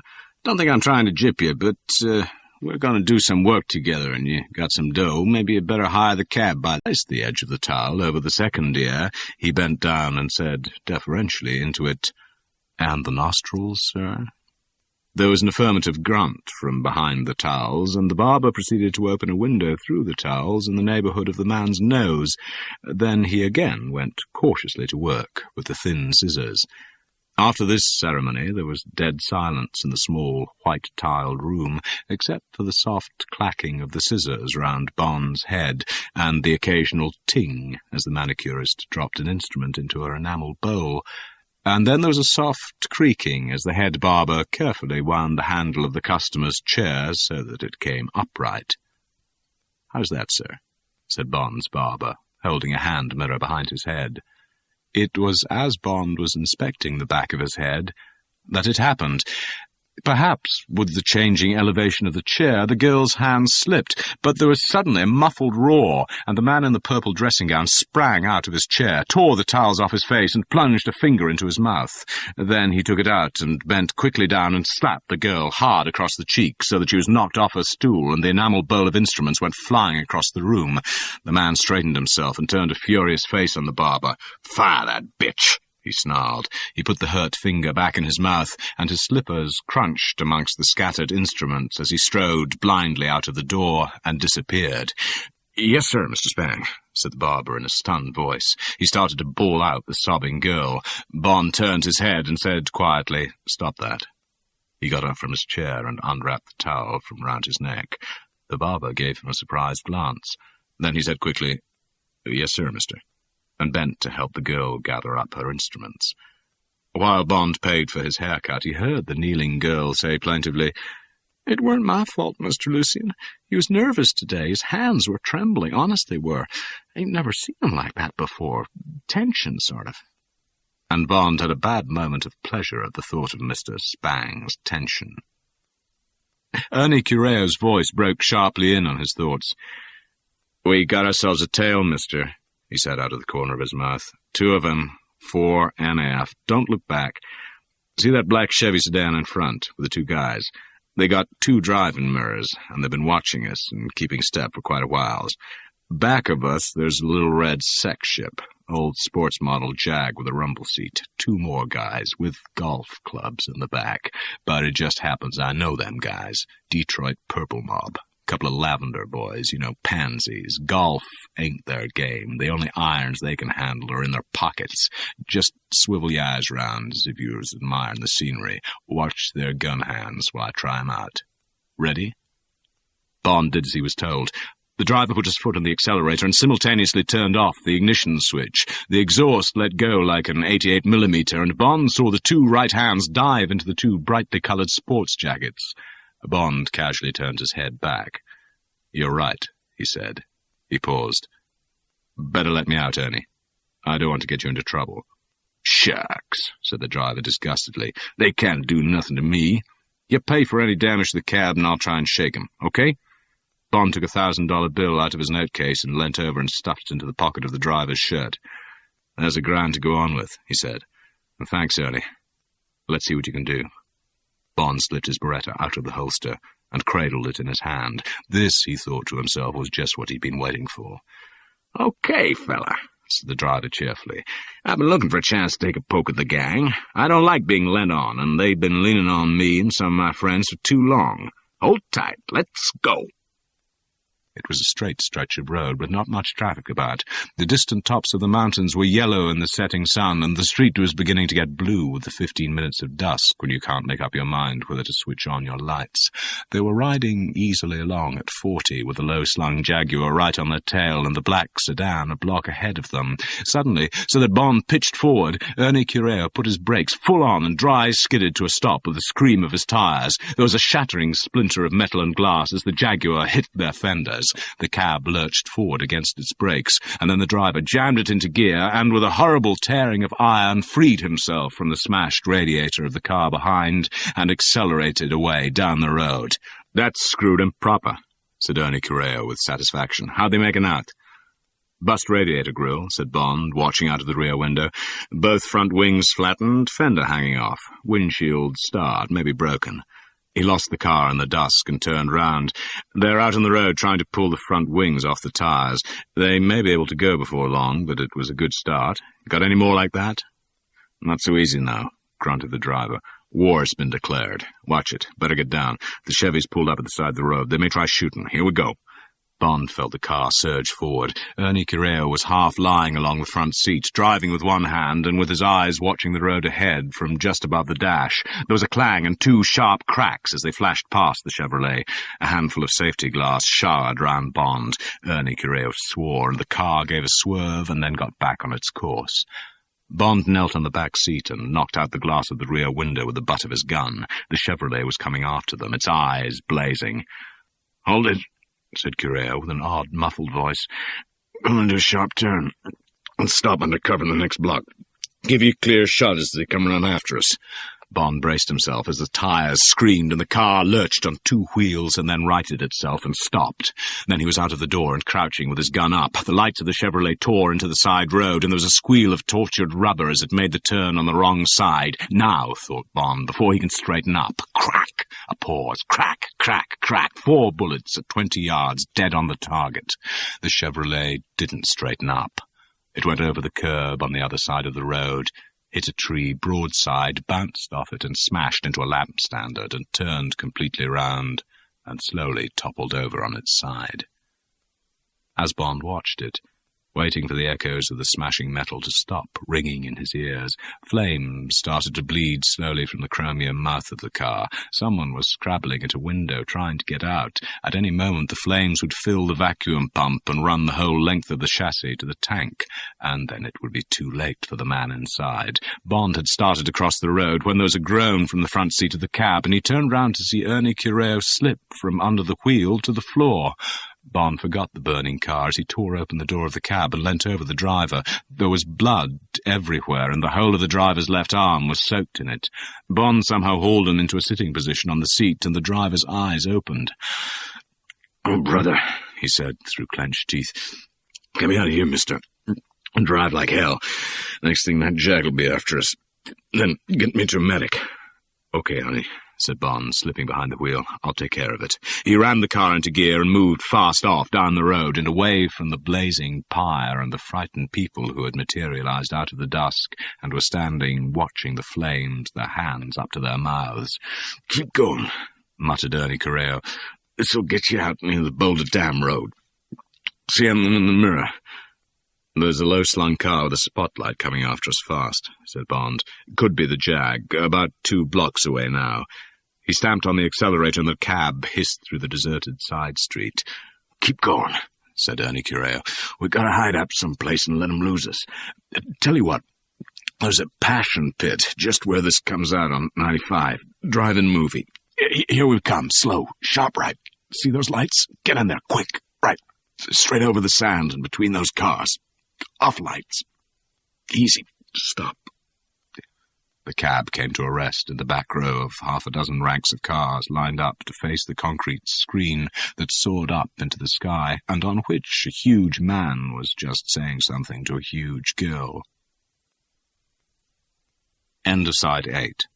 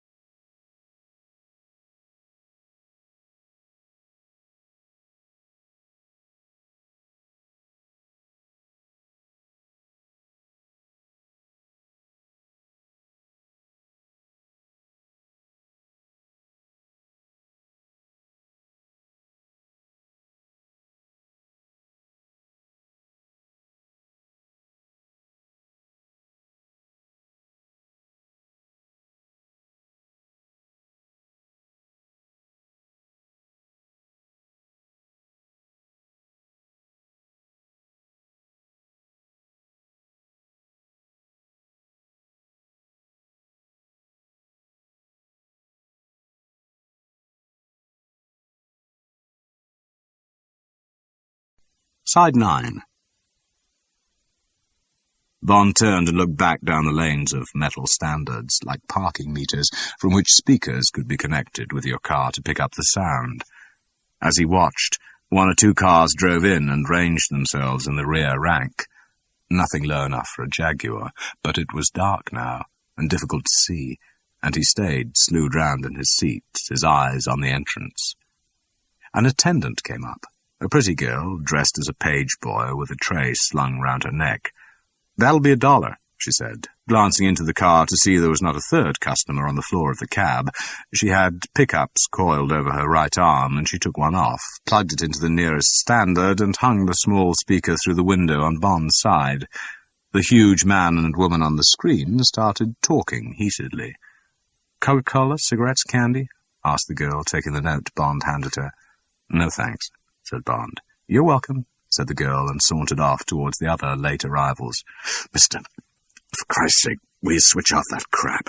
pleaded Ernie Cureo through his teeth. "And keep watching. We'll give him whiles more. And get him into a dock. Dig out the slug." His voice was weak, and now that the girl had gone, he was half lying with his head against the door. "It won't be long, Ernie. Try and stick it." Bond fiddled with the speaker, found the switch, and silenced the wrangling voices. The huge man on the screen looked as if he was going to hit the woman, and her mouth gaped in a noiseless scream. Bond turned and strained his eyes across the dark expanse behind them. Still nothing. He glanced at the neighbouring cars, 2 faces glued together, a shapeless huddle on a back seat, 2 prim, rapt, elderly faces staring upwards, the glint of light on an upturned bottle. And then a wave of musky aftershave lotion came up to his nose, and a dark figure rose up from the ground, and a gun was in his face, and a voice on the other side of the car beside Ernie Cureo whispered softly, "Okay, fellas, take it easy." Bond looked into the suety face beside him. The eyes were smiling and cold. The wet lips parted and whispered, "Out, Limey, or your pal's cold turkey. My friend has a silencer. You and we're going for a ride." Bond turned his head and saw the black sausage of metal against the back of Ernie Cureo's neck. He made up his mind. "Okay, Ernie," he said. "Better 1 than 2. I'll go with them. I'll soon be back to get you to the dock. Take care of yourself." "Funny guy," said Suet Face. He opened the door, keeping his gun trained on Bond's face. "Sorry, friend," said Ernie Cureo in a tired voice. "I guess." But then there was a sharp thud as the gun hit him behind the ear, and he slumped forward and was silent. Bond gritted his teeth and his muscles lumped under his coat. He wondered if he could reach the Beretta. He glanced from one gun to the other, measuring, adding up odds. The 4 eyes above the 2 guns were greedy, longing for an excuse to kill him. The 2 mouths were smiling, wanting him to try something. He felt his blood cooling. He gave it another minute, and then, with his hands in sight, he stepped slowly out of the car with murder tucked away in the back of his mind. "Go ahead to the gate," said Suet Face softly. "Look natural. I got you covered." His gun had disappeared, but his hand was in his pocket. The other man joined them, and his right hand was at the waistband of his trousers. He ranged himself on Bond's other side. The 3 men walked swiftly towards the entrance, and the moon rising over the mountains straddled their long shadows in front of them across the white, sandy floor. Chapter 19. Spectreville. The red Jaguar was outside the entrance, up against the wall of the enclosure. Bond let them take his gun and climbed in beside the driver. "No funny tricks, if you want to keep your head on straight," said Suet Face, climbing into the rumble seat beside the golf clubs. "There's a gun on you." "Nice little car you once had," said Bond. The shattered windshield had been lowered flat, and a piece of chrome from the radiator stuck up like a pennant between the 2 wingless front tires. "Where are we going in the remains?" "You'll see," said the driver, a bony man with a cruel mouth and sideburns. He swung the car out onto the road and accelerated back towards the town, and they were soon in amongst the jungle of neon, and then through it and going fast down a 2-lane highway that ribboned away across the moonlit desert towards the mountains. There was a big sign which said 95, and Bond remembered what Ernie Cureo had told him, and knew that he was on his way to Spectreville. He hunched down in his seat to protect his eyes from the dust and flies and thought about the immediate future and how to revenge his friend. So these men and the other 2 in the Chevrolet had been sent to bring him to Mr. Spang. Why had 4 men been necessary? Surely they were rather a heavyweight answer to Bond's defiance of his orders in the casino. The car lapped up the dead-straight road with the needles of the speedometer wavering around 80. The telegraph poles shifted by with the click of a metronome. Bond suddenly felt that he didn't know quite enough of the answers. Was he completely exposed as an enemy of the Spangled Mob? He could argue himself out of the game of roulette on the grounds that he hadn't understood his orders, and if he had been a bit troublesome when the 4 men came for him, he could at least pretend that he had thought it was a tale from a rival mob. "If you wanted me, why didn't you just call me in my room?" Bond could hear himself saying in an injured tone of voice. At least he had shown that he was tough enough for any job Mr. Spang might offer him. And in any case, Bond reassured himself, he was just about to achieve his main objective, to get to the end of the pipeline and somehow link Serafimo Spang with his brother in London. Bond crouched, his eyes on the luminous dials in front of him, and concentrated on the interview ahead, and on wondering how much evidence about the pipeline he could possibly extract from it. Later he thought about Ernie Cureo, and the revenge he owed him. It was not in his make-up to worry about how he himself was going to get away once he had achieved these 2 objectives. His own safety gave him no concern. He still had no respect for these people, only contempt and dislike. Bond was still rehearsing imaginary conversations with Mr. Spang when, after 2 hours driving, he felt the speed of the car coming down. He lifted his head above the dashboard. They were coasting up to a section of high wire fence with a gate in it, and a big notice lit up by their single spotlight. It said, "Spectreville, city limits, do not enter, dangerous dogs." The car drew up behind the notice, and beside an iron post embedded in concrete. On the post there was a bell push and a small iron grill, and written in red, "Ring and state your business." Without leaving the wheels, Sideburns reached out and pressed the button. There was a pause, and then a metallic voice said, "Yes?" "Brasso and McGonagall," said the driver, loudly. "Okay," said the voice. There was a sharp click. The high-wire gate slowly opened. They drove through and over an iron strip in the narrow dirt road beyond. Bond looked back over his shoulder and saw the gate close behind them. He also noticed with pleasure that the face of, presumably, McGonagall was plastered with dust and the blood of dead flies. The dirt road continued for about a mile across the brutal, stony surface of the desert, in which an occasional clump of gesticulating cactus was the only vegetation. Then there was a glow ahead, and they rounded a spur of mountain and went down a hill and into a brightly lit, straggling assembly of about 20 buildings. Beyond, the moon glinted on a single railway track which lanced off, straight as a die, towards the distant horizon. They drew up among the grey clapboard houses and shops marked Drugs, Barber, Farmer's Bank and Wells Fargo, under a hissing gaslight outside a 2-story building which said in faded gold, Pink Garter Saloon, and underneath, Beers and Wines. He walked slowly across and stepped up to the brass-railed observation platform with the shining brakeman's wheel in the centre. For the first time in his life he saw the point of being a millionaire, and suddenly, and also for the first time, he thought that there might be more to this man Spang than he had reckoned with. The interior of the Pullman glittered with Victorian luxury. The light from small crystal chandeliers in the roof shone back from polished mahogany walls and winked off silver fittings and cut-glass vases and lampstands. The carpets and swagged curtains were wine-red, and the domed ceiling, broken at intervals by oval-framed paintings of garlanded cherubs and wreathed flowers against a background of sky and clouds, was cream, as were the slats of the drawn Venetian blinds. First came a small dining room, with the remains of a supper for 2, a basket of fruit and an open bottle of champagne in a silver bucket, and then a narrow corridor from which 3 doors led, Bond assumed, to the bedrooms and lavatory. Bond was still thinking about this arrangement as, with the guards at his heels, he pushed open the door into the stateroom. At the far end of the stateroom, with his back to a small open fireplace, flanked by bookshelves gleaming richly with gold-tooled leather bindings, stood Mr. Spang. In a red leather armchair near a small writing desk halfway down the car, Tiffany Case sat bolt upright. Bond didn't care for the way she was holding her cigarette. It was nervous and artificial. It looked frightened. Bond took a few steps down the car to a comfortable chair. He turned it round to face them both, and sat down and crossed one knee over the other. He took out his cigarette case and lit a cigarette, and swallowed a deep lungful of smoke, and let the smoke come out between his teeth with a long, relaxed hiss.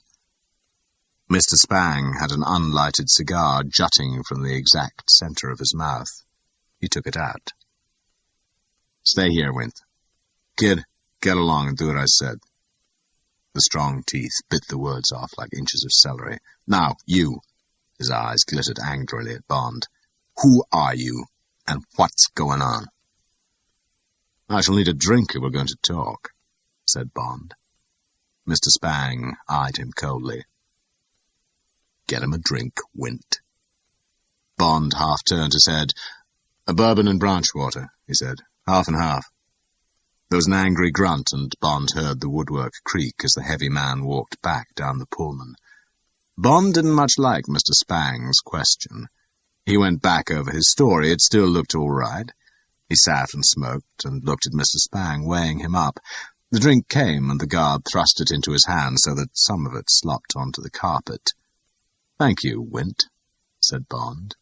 He took a deep swallow. It was strong and good. He took another. Then he put the glass down on the floor beside him. He looked up again into the tense, hard face.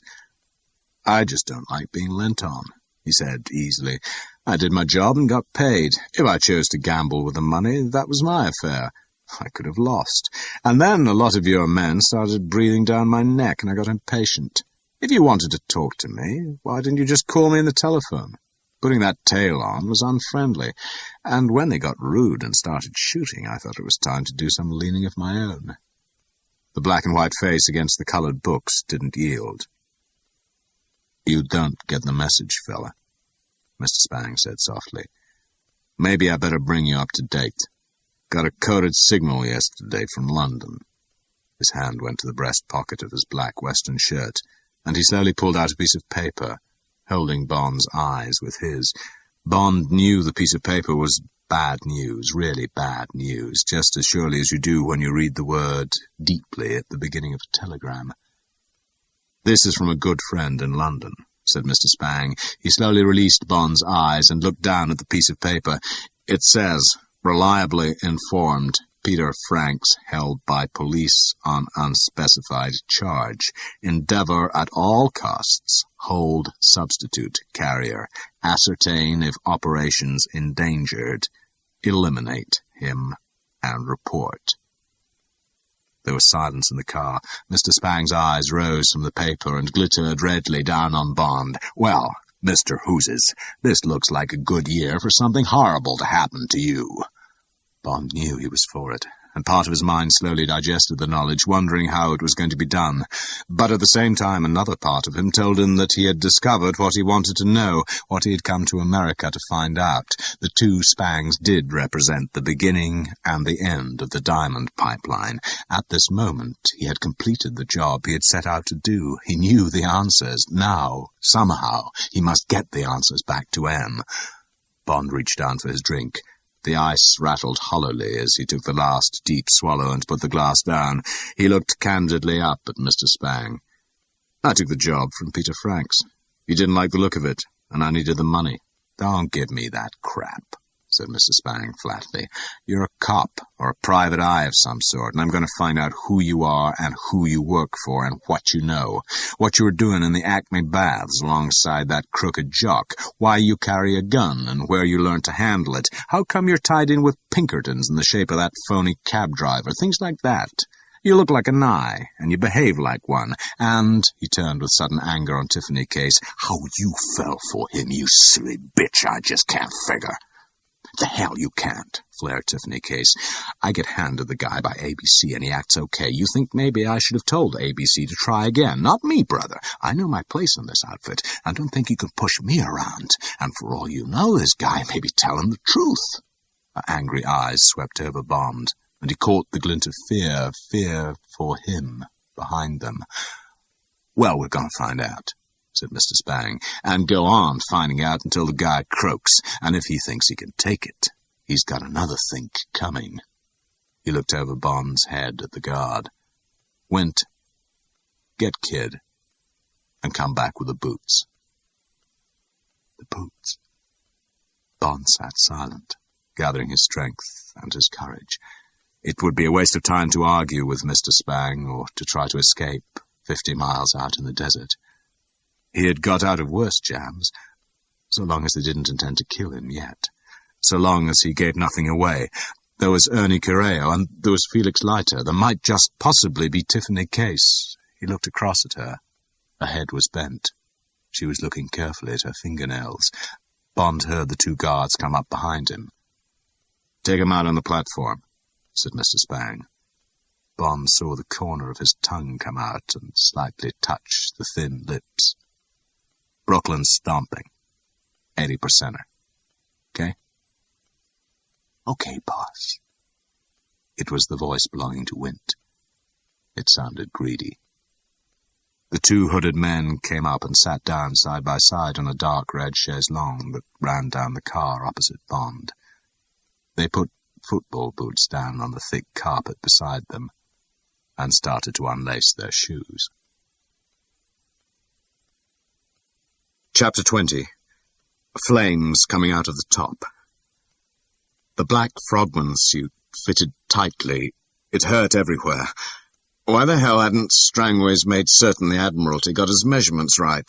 And it was very dark under the sea, and the currents were strong, pulling him against the coral. He would have to swim hard against them. But now something had got him by the arm. What the hell? James. For Christ's sake, James. She took her mouth away from his ear. This time she pinched the naked, blood-stained arm as hard as she could, and at last Bond's eyes opened between their puffed lids, and he looked up at her from the wooden floor and gave a shuddering sigh. She tugged at him, terrified that he would slip away from her again. He seemed to... They glanced at the prostrate figure of the man in the dust beside the road, and came back to her. Then, in a friendly Texan drawl, the driver said, "Felix Leiter, ma'am, at your service. And what may I do for you this beautiful morning?" End of Side 9.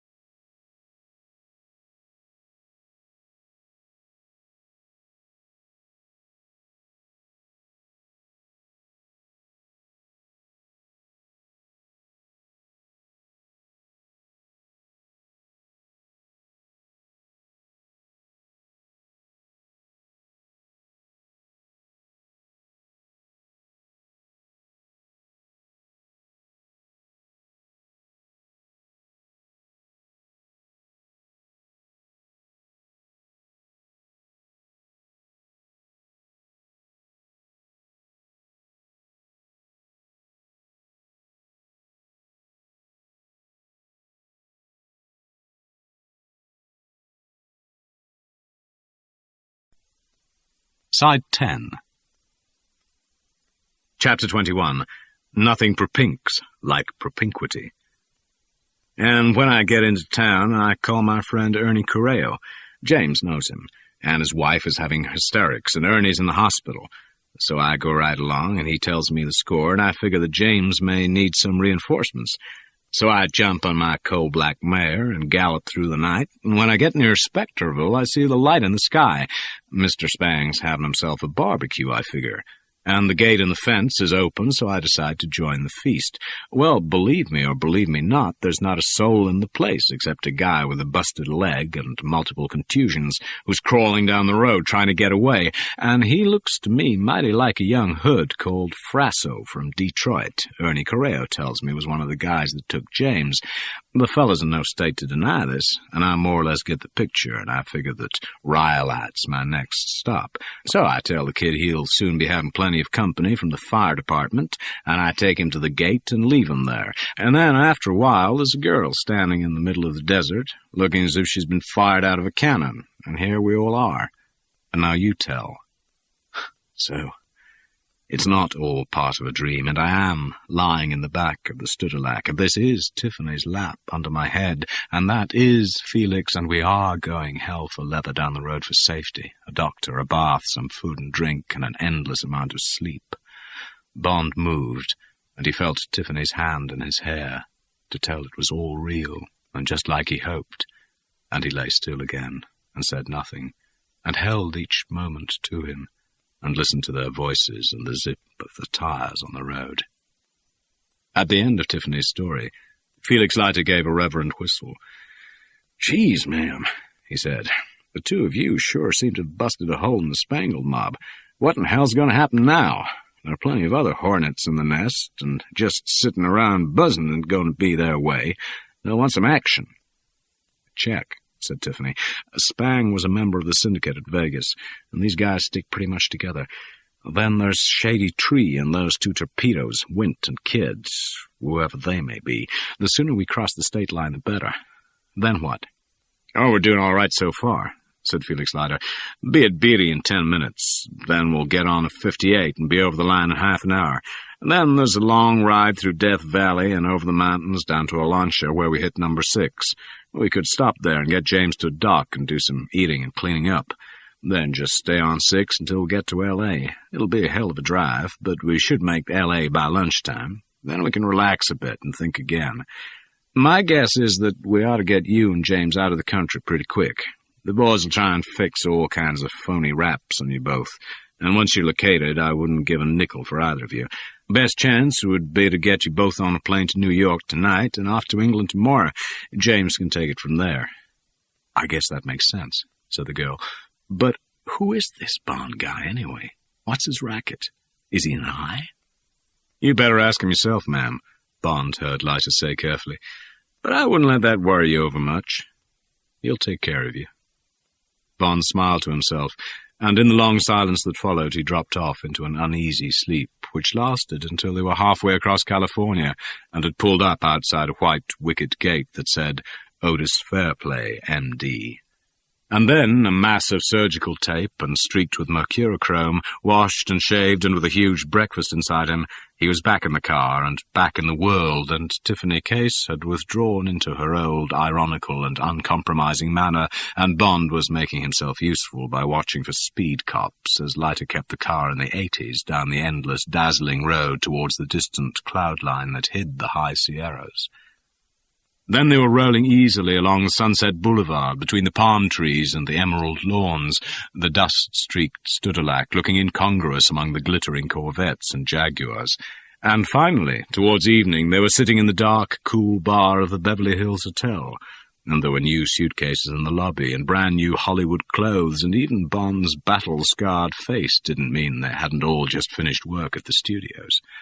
There was a telephone on the table beside their martinis.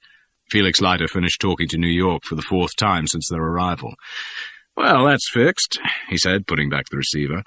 "My pals at the office have got you on the Elizabeth. Been delayed by a strike at the dock. Sails tomorrow night at 8.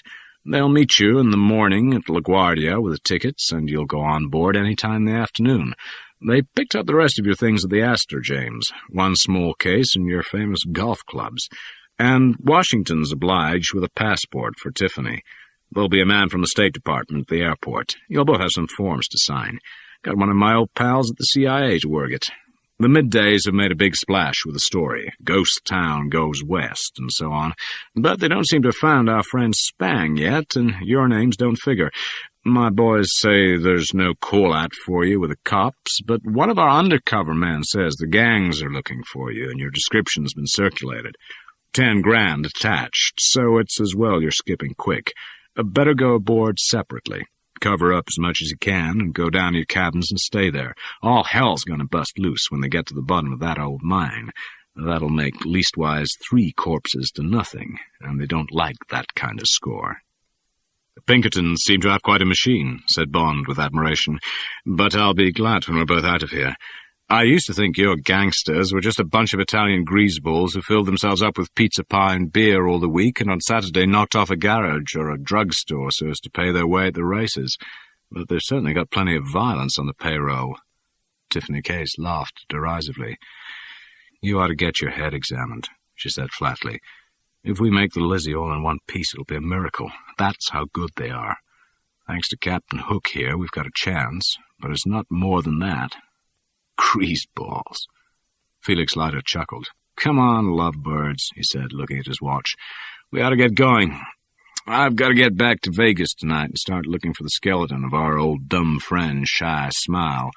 And you've got your plane to catch. You can go on fighting at 20,000 feet. Get a better perspective from there.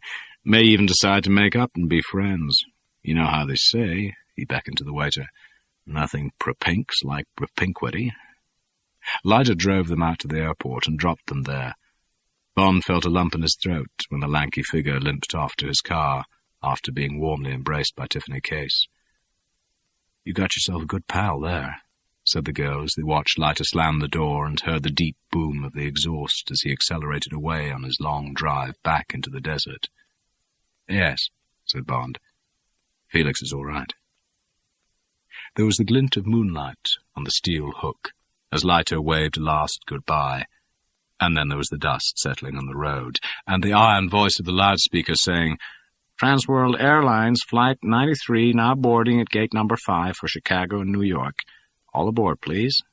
And they pushed their way through the glass doors and took the first steps of their long journey halfway across the world to London. The new Super-G constellation roared over the darkened continent, and Bond lay in his comfortable bunk, waiting for sleep to carry away his aching body, and thinking of Tiffany, asleep in the bunk below, and of where he stood with his assignment. He thought of that lovely face cradled in the open hand below him, innocent and defenceless in sleep, the scorn gone from the level grey eyes, and the ironical droop from the corners of the passionate mouth, and Bond knew that he was very near to even a murder. As the iron town loped easily along the broad Atlantic swell, and the soft night wind thrummed and moaned in the masthead, the radio aerials were already transmitting the Morse of the duty operator to the listening ear of Portishead. And what the duty operator was sending at exactly 10 p.m. Eastern Standard Time was a cable addressed ABC, Care, House of Diamonds, Hatton Garden, London, which said, Parties located. Stop. If matter requires drastic solution, essential you state price, payable in dollars. The signature was Winter. An hour later, while the Queen Elizabeth's operator was sighing at the thought of having to transmit 500 five-letter groups addressed the Managing Director, Universal Export, Regent's Park, London, Portishead Radio was sending a short cable addressed Winter, First-Class Passenger, Queen Elizabeth, which said, Desire, tidy, speedy conclusion of case. Repeat, case. Stop. Will pay 20 grand. Stop. Will personally handle other subject on arrival London. Confirm A, B, C. And the operator looked up Winter in the passenger list and put the message in an envelope and sent it down to a cabin on A deck, the deck below Bond and the girl, where 2 men were playing gin rummy in their shirt sleeves. And as the steward left the cabin, he heard the fat man say cryptically to the man with white hair, "What you know, Buffle? It's 20 grand for a rub these days. Boy, oh boy." It was not until the 3rd day out that Bond and Tiffany made a date to meet for cocktails in the observation lounge, and later to have dinner in the veranda grill. At midday the weather was dead calm, and after lunch in his cabin Bond had got a peremptory message in a round, girlish hand on a sheet of the ship's writing paper. It said, "Fix a rendezvous today, fail not." And Bond's hand had gone at once to the telephone.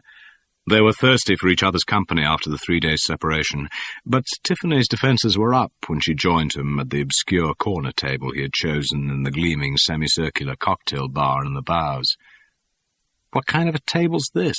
she inquired sarcastically. "You ashamed of me or something? Here I put on the best those Hollywood pansies can dream up, and you hide me away like I was Miss Rheingold 1914. I want to have myself some fun on this old paddle boat, and you put me in a corner as if I was catching." "That's about it," said Bond. "All you want to do is put the other men's temperatures up. What do you expect a girl to do on the Queen Elizabeth? Fish?" Bond laughed. He signalled to the waiter and ordered vodka dry martinis with lemon peel. "I could give you one alternative." "Dear diary," said the girl, "having wonderful time with handsome Englishman. The trouble is, he's after my family jewels. What do I do? Yours truly, puzzled." Then suddenly she leant over and put her hand on his. "Listen, you Bond person," she said, "I'm as happy as a cricket. I love being here. I love being with you. And I love this nice dark table where no one can see me holding your hand. Don't mind my talk. I just can't get over being so happy. Don't mind my silly jokes, will you?" She was wearing a heavy cream shantung silk shirt and a charcoal skirt in a cotton and wool mixture. The neutral colours showed off her café au lait sunburn. The small square Cartier watch with the black strap was her only jewellery, and the short fingernails on the small brown hand that lay over his were unpainted. The reflected sunlight from outside shone on the pale gold, heavy falling swerve of her hair, in the depths of the Chateaubriand grey eyes, and on the glint of white teeth between the luxurious lips that were half open with her question. "No," said Bond. "No, I won't mind, Tiffany. Everything about you's fine." She looked into his eyes and was satisfied. The drinks came, and she withdrew her hand and observed him quizzically over the rim of her glass. "Now tell me a few things," she said. "First of all, what do you do, and who are you working for? At the beginning, in the hotel, I thought you were a crook, but somehow as soon as you had gone out the door, I knew you weren't. Guess I should have warned ABC, and we'd have avoided a lot of fuss, but I just didn't. Come on, James, start giving." "I work for the government," said Bond. "They want to stop this diamond smuggling." "Sort of secret agent?" "Just a civil servant." "Okay, so what are you going to do with me when we get to London? Lock me up?" "Yes, in a spare room of my flat." "That's better. Shall I become a subject of the Queen like you?" "I'd rather like to be a subject person." "I expect we could fix that." "Are you married?" She paused. "Or anything?" "No. I occasionally have affairs." "So, you're one of those old-fashioned men who like sleeping with women. Why haven't you ever married?" "I expect because I think I can handle life better on my own. Most marriages don't add 2 people together, they subtract one from the other." Tiffany Case thought this over. "Maybe there's something in that," he said finally, "but it depends what you want to add up to, something human or something inhuman. You can't be complete by yourself." "What about you?" The girl hadn't wanted the question. "Maybe I just settled for the inhuman," she said shortly. "And who in hell do you think I should have married? Shady Tree? There must have been lots of others." "Well, there weren't," she said angrily. "Maybe you think I shouldn't have mixed with these people. Well, I guess I just got off on the wrong step." The flare of anger died, and she looked at him defensively. "It does happen to people, James, it really does, and sometimes it's really not their fault." James Bond put out his hand and held hers tightly. "I know, Tiffany," he said. Felix told me a bit about things. That's why I hadn't asked any questions. Just don't think about it. It's here and today now, not yesterday. He changed the subject. Now you give me some facts. For instance, why are you called Tiffany? And what's it like being a dealer at the Tiara? How the hell did you come to be so good? It was brilliant the way you handled those cards. If you can do that, you can do anything. Thanks, pal, said the girl ironically. Like what, playing the boats? And the reason I got called Tiffany is because when I was born, dear Father Case was so sore I wasn't a boy, he gave my mother $1,000 and a powder case from Tiffany's and walked out, joined the Marines. In the end, he got killed at Iwo Jima. So my mother just called me Tiffany Case and set about earning a living for us both. It started with a string of call girls and then got more ambitious. Maybe that doesn't sound so good to you. She looked at him half defensively and half pleadingly. Doesn't worry me, said Bond dryly. You weren't one of the girls. She shrugged her shoulders. But then the place got busted by the gangs. She paused and drank the rest of her martini, and I lit out on my own. The usual jobs a girl takes. Then I found my way to Reno. They got a school of dealing there, and I signed on and worked like hell at it. Took the full course, majored in craps, roulette, and blackjack. You earn good money dealing, $200 a week. The men like to have girls dealing, and it gives the women confidence. They think you'll be kind to them, sisters under the skin, kind of. The men dealers frighten them, but don't get the idea it's fun. It reads better than it lives. She paused and smiled up at him. Now it's your turn again, she said. Buy me another drink, and then tell me what sort of a woman you think would add to you. Bond gave his order to the steward. He lit a cigarette and turned back to her. Somebody who can make sauce béarnaise as well as love, he said. Holy mackerel, just any old dumb hag who can cook and lie on her back. Oh, no, she's got to have all the usual things that all women have. Bond examined her. Gold hair, grey eyes, a sinful silence, and announced that the captain's estimate for the next day's run lay between 720 and 739 miles, that any distance shorter than 720 was the low field, and anything longer than 739 the high field. And now, ladies and gentlemen, let's see if we can't break the record for this trip, which stands at the impressive figure of £2,400 in the pool. Applause. A steward offered the box of folded numbers to the richest-looking woman in the room, and then handed up the piece of paper she had drawn to the auctioneer. Well, ladies and gentlemen, here we have an exceptionally good number to start with, 738, right in the top range, and since I see a lot of new faces here tonight... Laughter. I think we can all agree that the sea is exceptionally calm. Ladies and gentlemen, what do I bid for 738? May I say £50? Will anyone bid me £50 for this lucky number? 20 was it, you said, sir? Well, we've got to start somewhere. Any increase? 25, thank you, madam. And 30. 40 over there, steward. And 45 from my friend, Mr. Rothblatt. Thank you, Charlie. Any increase in 45 for number 738? 50, thank you, madam. And now we're all back where we started. Laughter. Any increase on 50? Nobody tempted? High number, calm sea, £50. Will anyone say 55? Going at 50. Going once, going twice, and the raised hammer fell with a bang. Well, thank heavens he's a good auctioneer, said Bond.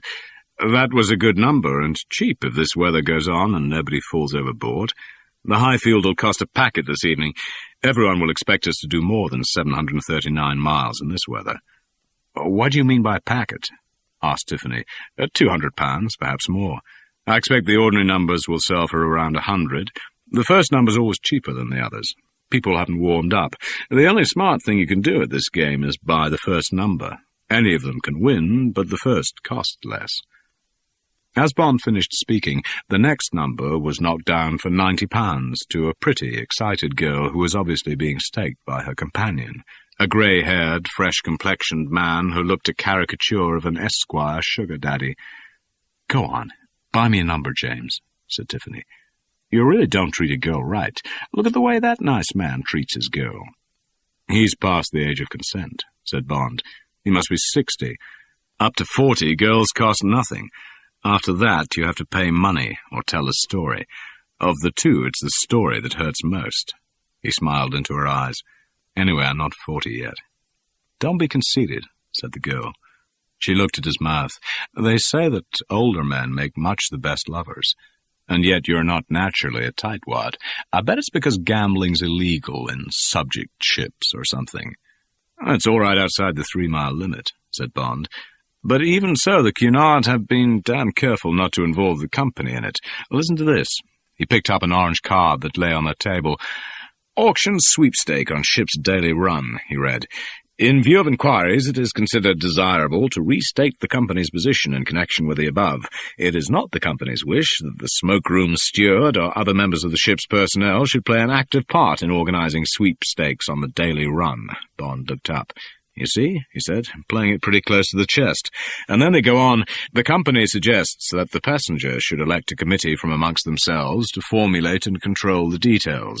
The smoke-room steward may, if requested, and if his duties permit, render such assistance as the committee require for auctioning of numbers." "Pretty cagey," commented Bond. "It's the committee that holds the baby if there's any trouble. And listen to this. This is where the trouble comes in." He read on, "The company draws special attention to the provisions of the United Kingdom finance regulations as affecting the negotiability of sterling cheques and the limitation on the importation of sterling banknotes into the United Kingdom." Bond put down the card, "and so forth," he said. He smiled at Tiffany Case. "So, I buy you the number that's just being auctioned, and you win £2,000.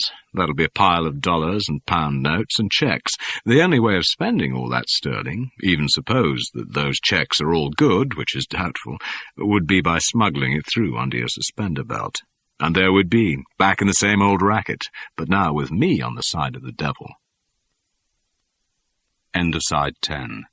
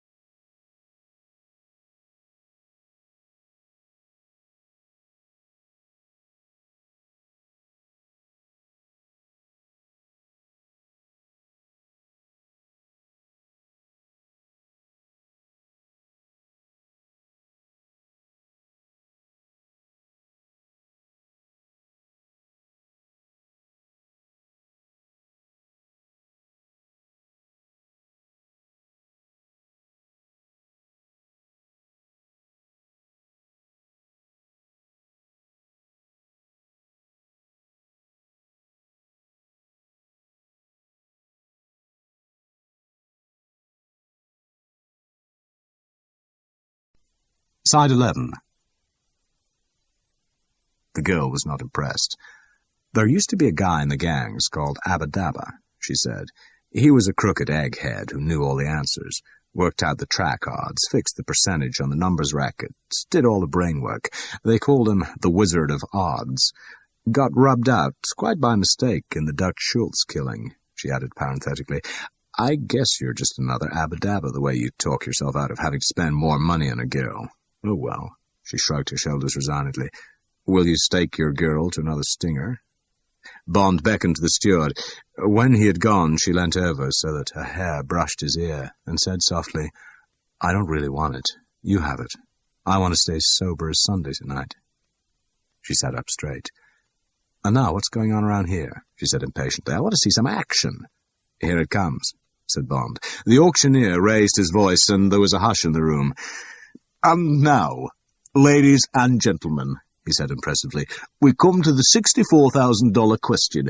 Who is going to bid me £100 for the choice of high or low field? We all know what that means. The option to choose the high field, which I seem to feel may be the popular choice this evening. Laughter, in view of the wonderful weather outside. So, who will open the bidding with £100 for the choice of high or low field? Thank you, sir. And 110, 120... 130, thank you, madam. 150, said a man's voice not far from their table. 160. This time it was a woman. Monotonously, the man's voice called the 170. 80, said someone. £200. Something made Bond turn round and look at the man who had spoken. It was a biggish man. His face had the glistening, pasty appearance of a spat-out bullseye. Small, cold, dark eyes were looking towards the auctioneer's platform through motionless bifocals. All the man's neck seemed to be at the back of his head. Sweat matted the curly black algae of his hair, and now he took off his glasses and picked up a napkin and wiped the sweat off with a circular motion that started with the left side of the face and swirled round to the back of his head, where his right hand took over and completed the circuit as far as the dripping nose. 210, said someone. The big man's chin wobbled, and he opened his tight-buttoned mouth and said, 220, in a level American voice. What was there about this man that struck a chord in Bond's memory? He watched the big face, running his mind's eye over the filing system of his brain, pulling out drawer after drawer, hunting for the clue, the face, the voice. England, America.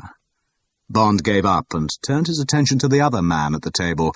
Again, the same urgent sense of recognition, the curiously delicate young features under the slicked-back white hair, the soft brown eyes under the long lashes, the general effect of prettiness, spoiled by the fleshy nose over the wide, thin mouth, now open in a square, empty smile like the grin of a letterbox. 250, said the big man mechanically. Bond turned to Tiffany. Ever see those two before? He said, and she noticed the line of worry between his eyes. Nope, she said definitely. Never did. Looked like something from Brooklyn to me, or a couple of She had stood up and was facing him. His eyes registered the red splay of a whole hand on the white skin of her body. Then she had obeyed him, and there was the click of the bathroom door shutting. Now she was safe from the bullets, and she would not witness what had to be done. There was 5 yards between the two men, and Bond reflected that if they could draw fast enough, they had him bracketed. With men like these, even in the split second of his killing one of them, the other would have drawn and fired. While his own gun was silent, its threat was infinite, but with his first bullet, for a flash, the threat would be lifted from the other man. 48, 65, 86. The variation on the American football signal, one of 50 other combinations which they must have practiced together 1,000 times, spat out of the fat man's mouth.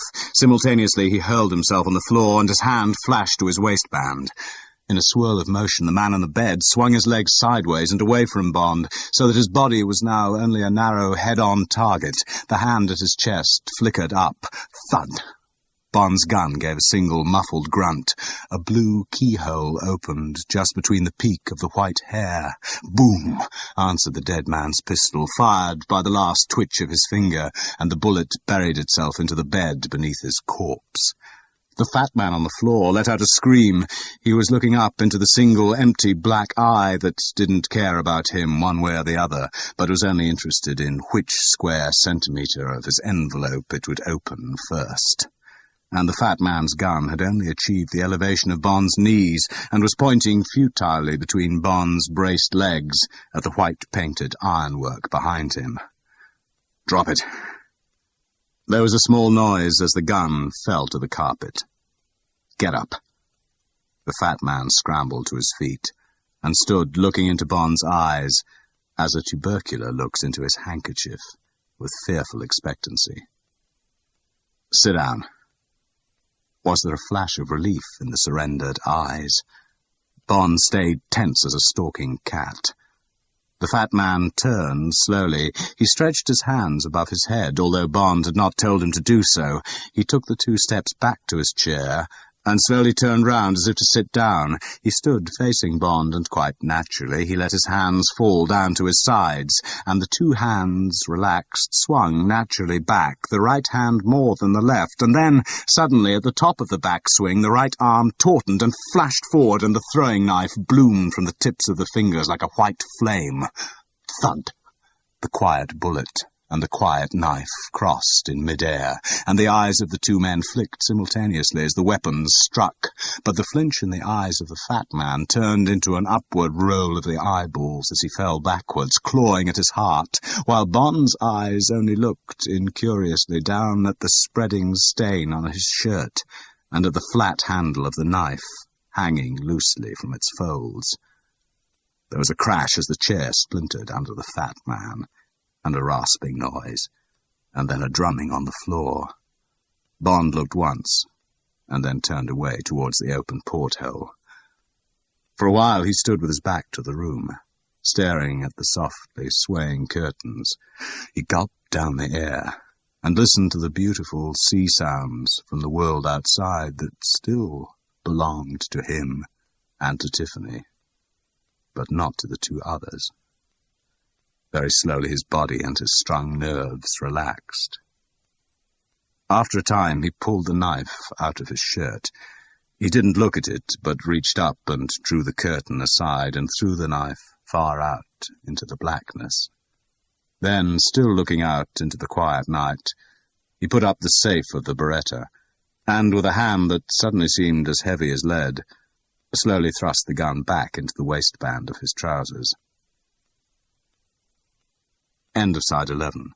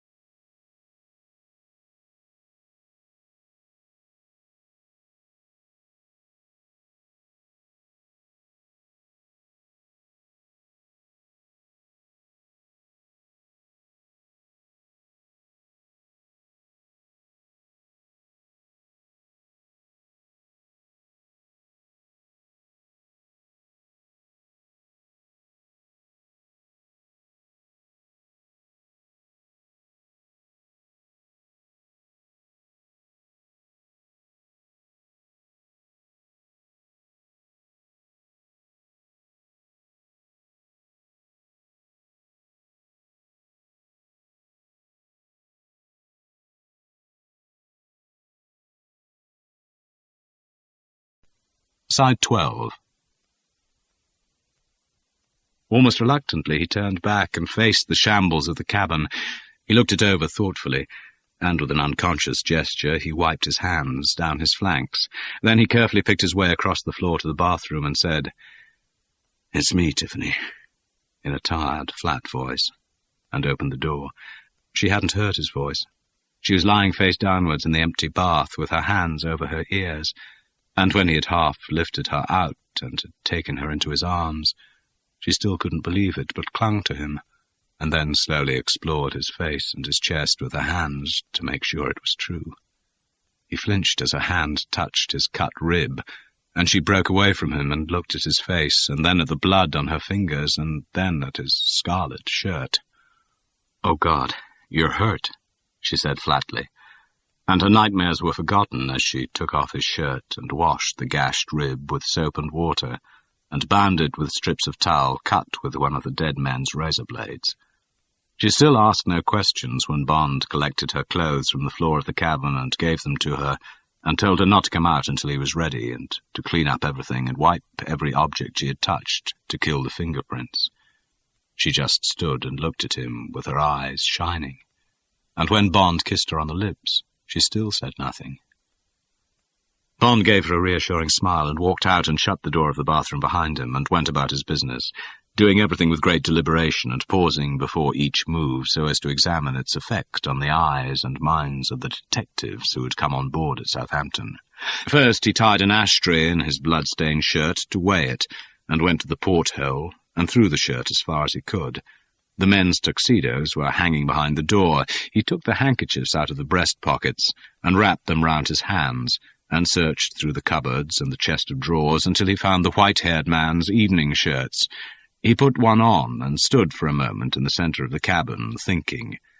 Then he gritted his teeth and heaved the fat man into a sitting position, took off the fat man's shirt, and went to the porthole and took out his Beretta, held it against the small hole over the heart of the shirt, and fired another bullet through the hole. Now there was a smoke smudge round the hole to look like suicide. He dressed the corpse again in its shirt, wiped his Beretta thoroughly, pressed the fingers of the dead man's hand all over it, and finally fitted the gun into his hand with the index finger on the trigger. After another pause in the middle of the room, he took Kid's tuxedo down from its hook and dressed the corpse of Kid in it. Then he dragged the man across the floor to the porthole and, sweating with the effort, heaved him up into the porthole and pushed him through. He wiped the porthole for prints and paused again, getting his breath and surveying the small stage. And then he went over to the card table that stood, with the litter of an unfinished game against the wall, and upset it on the floor so that the cards scattered on the carpet. As an afterthought, he went again to the fat man's body, extracted the wad of notes from his hip pocket and strewed them amongst the cards. Surely the picture would stand up. There would be the mystery of the bullet fired into the bed by the dying Kid, but that would have been part of the struggle. There were 3 shots gone from the Beretta, and 3 cartridges on the floor. 2 of the bullets could have been in the body of Kid, which was now in the Atlantic. There were the 2 sheets he would have to steal off the second bed. Their loss would be unexplained. Perhaps Wint had wrapped Kid's body in them as a shroud before he pushed Kid out of the porthole. That would fit in with Wint's remorse and suicide following the gunfight over the cards.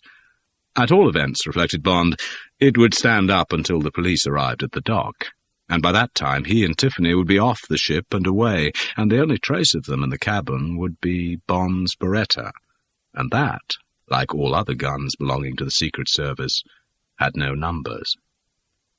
He sighed and shrugged his shoulders. And now to take the sheets and get Tiffany back to his cabin without being seen, cut down the rope dangling from him in the protectorate amidst a flurry of absolute priority signals. If ever a man needed sleep. But all this was nothing to do with Freetown, London stuff. "Thanks, sir," he said, and jumped down from the truck. Bond slowly took his feet off the trigger pedals and sat back in the iron saddle. Automatically, with his eyes still on the leaping flames, his hands felt in the pockets of the faded khaki bush shirt, borrowed from the garrison CO, for his lighter and cigarettes, and he took out a cigarette and lit it and put the things back in his pockets. So, this was the end of the diamond pipeline, and the last page on the file. He took a deep lungful of smoke and let it out between his teeth in a long, quiet sigh. 6 corpses to love, game, and set. Bond put up a hand and wiped it across his dripping forehead. He pushed back the damp lock of hair above the right eyebrow, and the red blaze lit up the hard, lean face and flickered in the tired eyes. So this great red full stop marked the end of the Spangled Mob and the end of their fabulous traffic in diamonds, but not the end of the diamonds that were baking at the heart of the fire. They would survive and move off again across the world, discoloured perhaps, but indestructible, as permanent as death. And Bond suddenly remembered the eyes of the corpse which had once been a blood group F. They had been wrong. Death is forever, but so are diamonds. Bond dropped down off the truck and started walking slowly towards the leaping fire. He smiled grimly to himself. All this business about death and diamonds was too solemn. For Bond, it was just the end of another adventure for which a wry phrase of Tiffany Case might be the epitaph. He could see the passionate, ironical mouth saying the words. It reads better than it lives.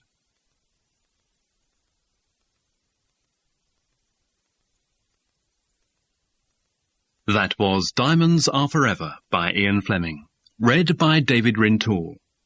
We do hope you've enjoyed listening to this Chivers audiobook, and for details of further titles, please contact your local library.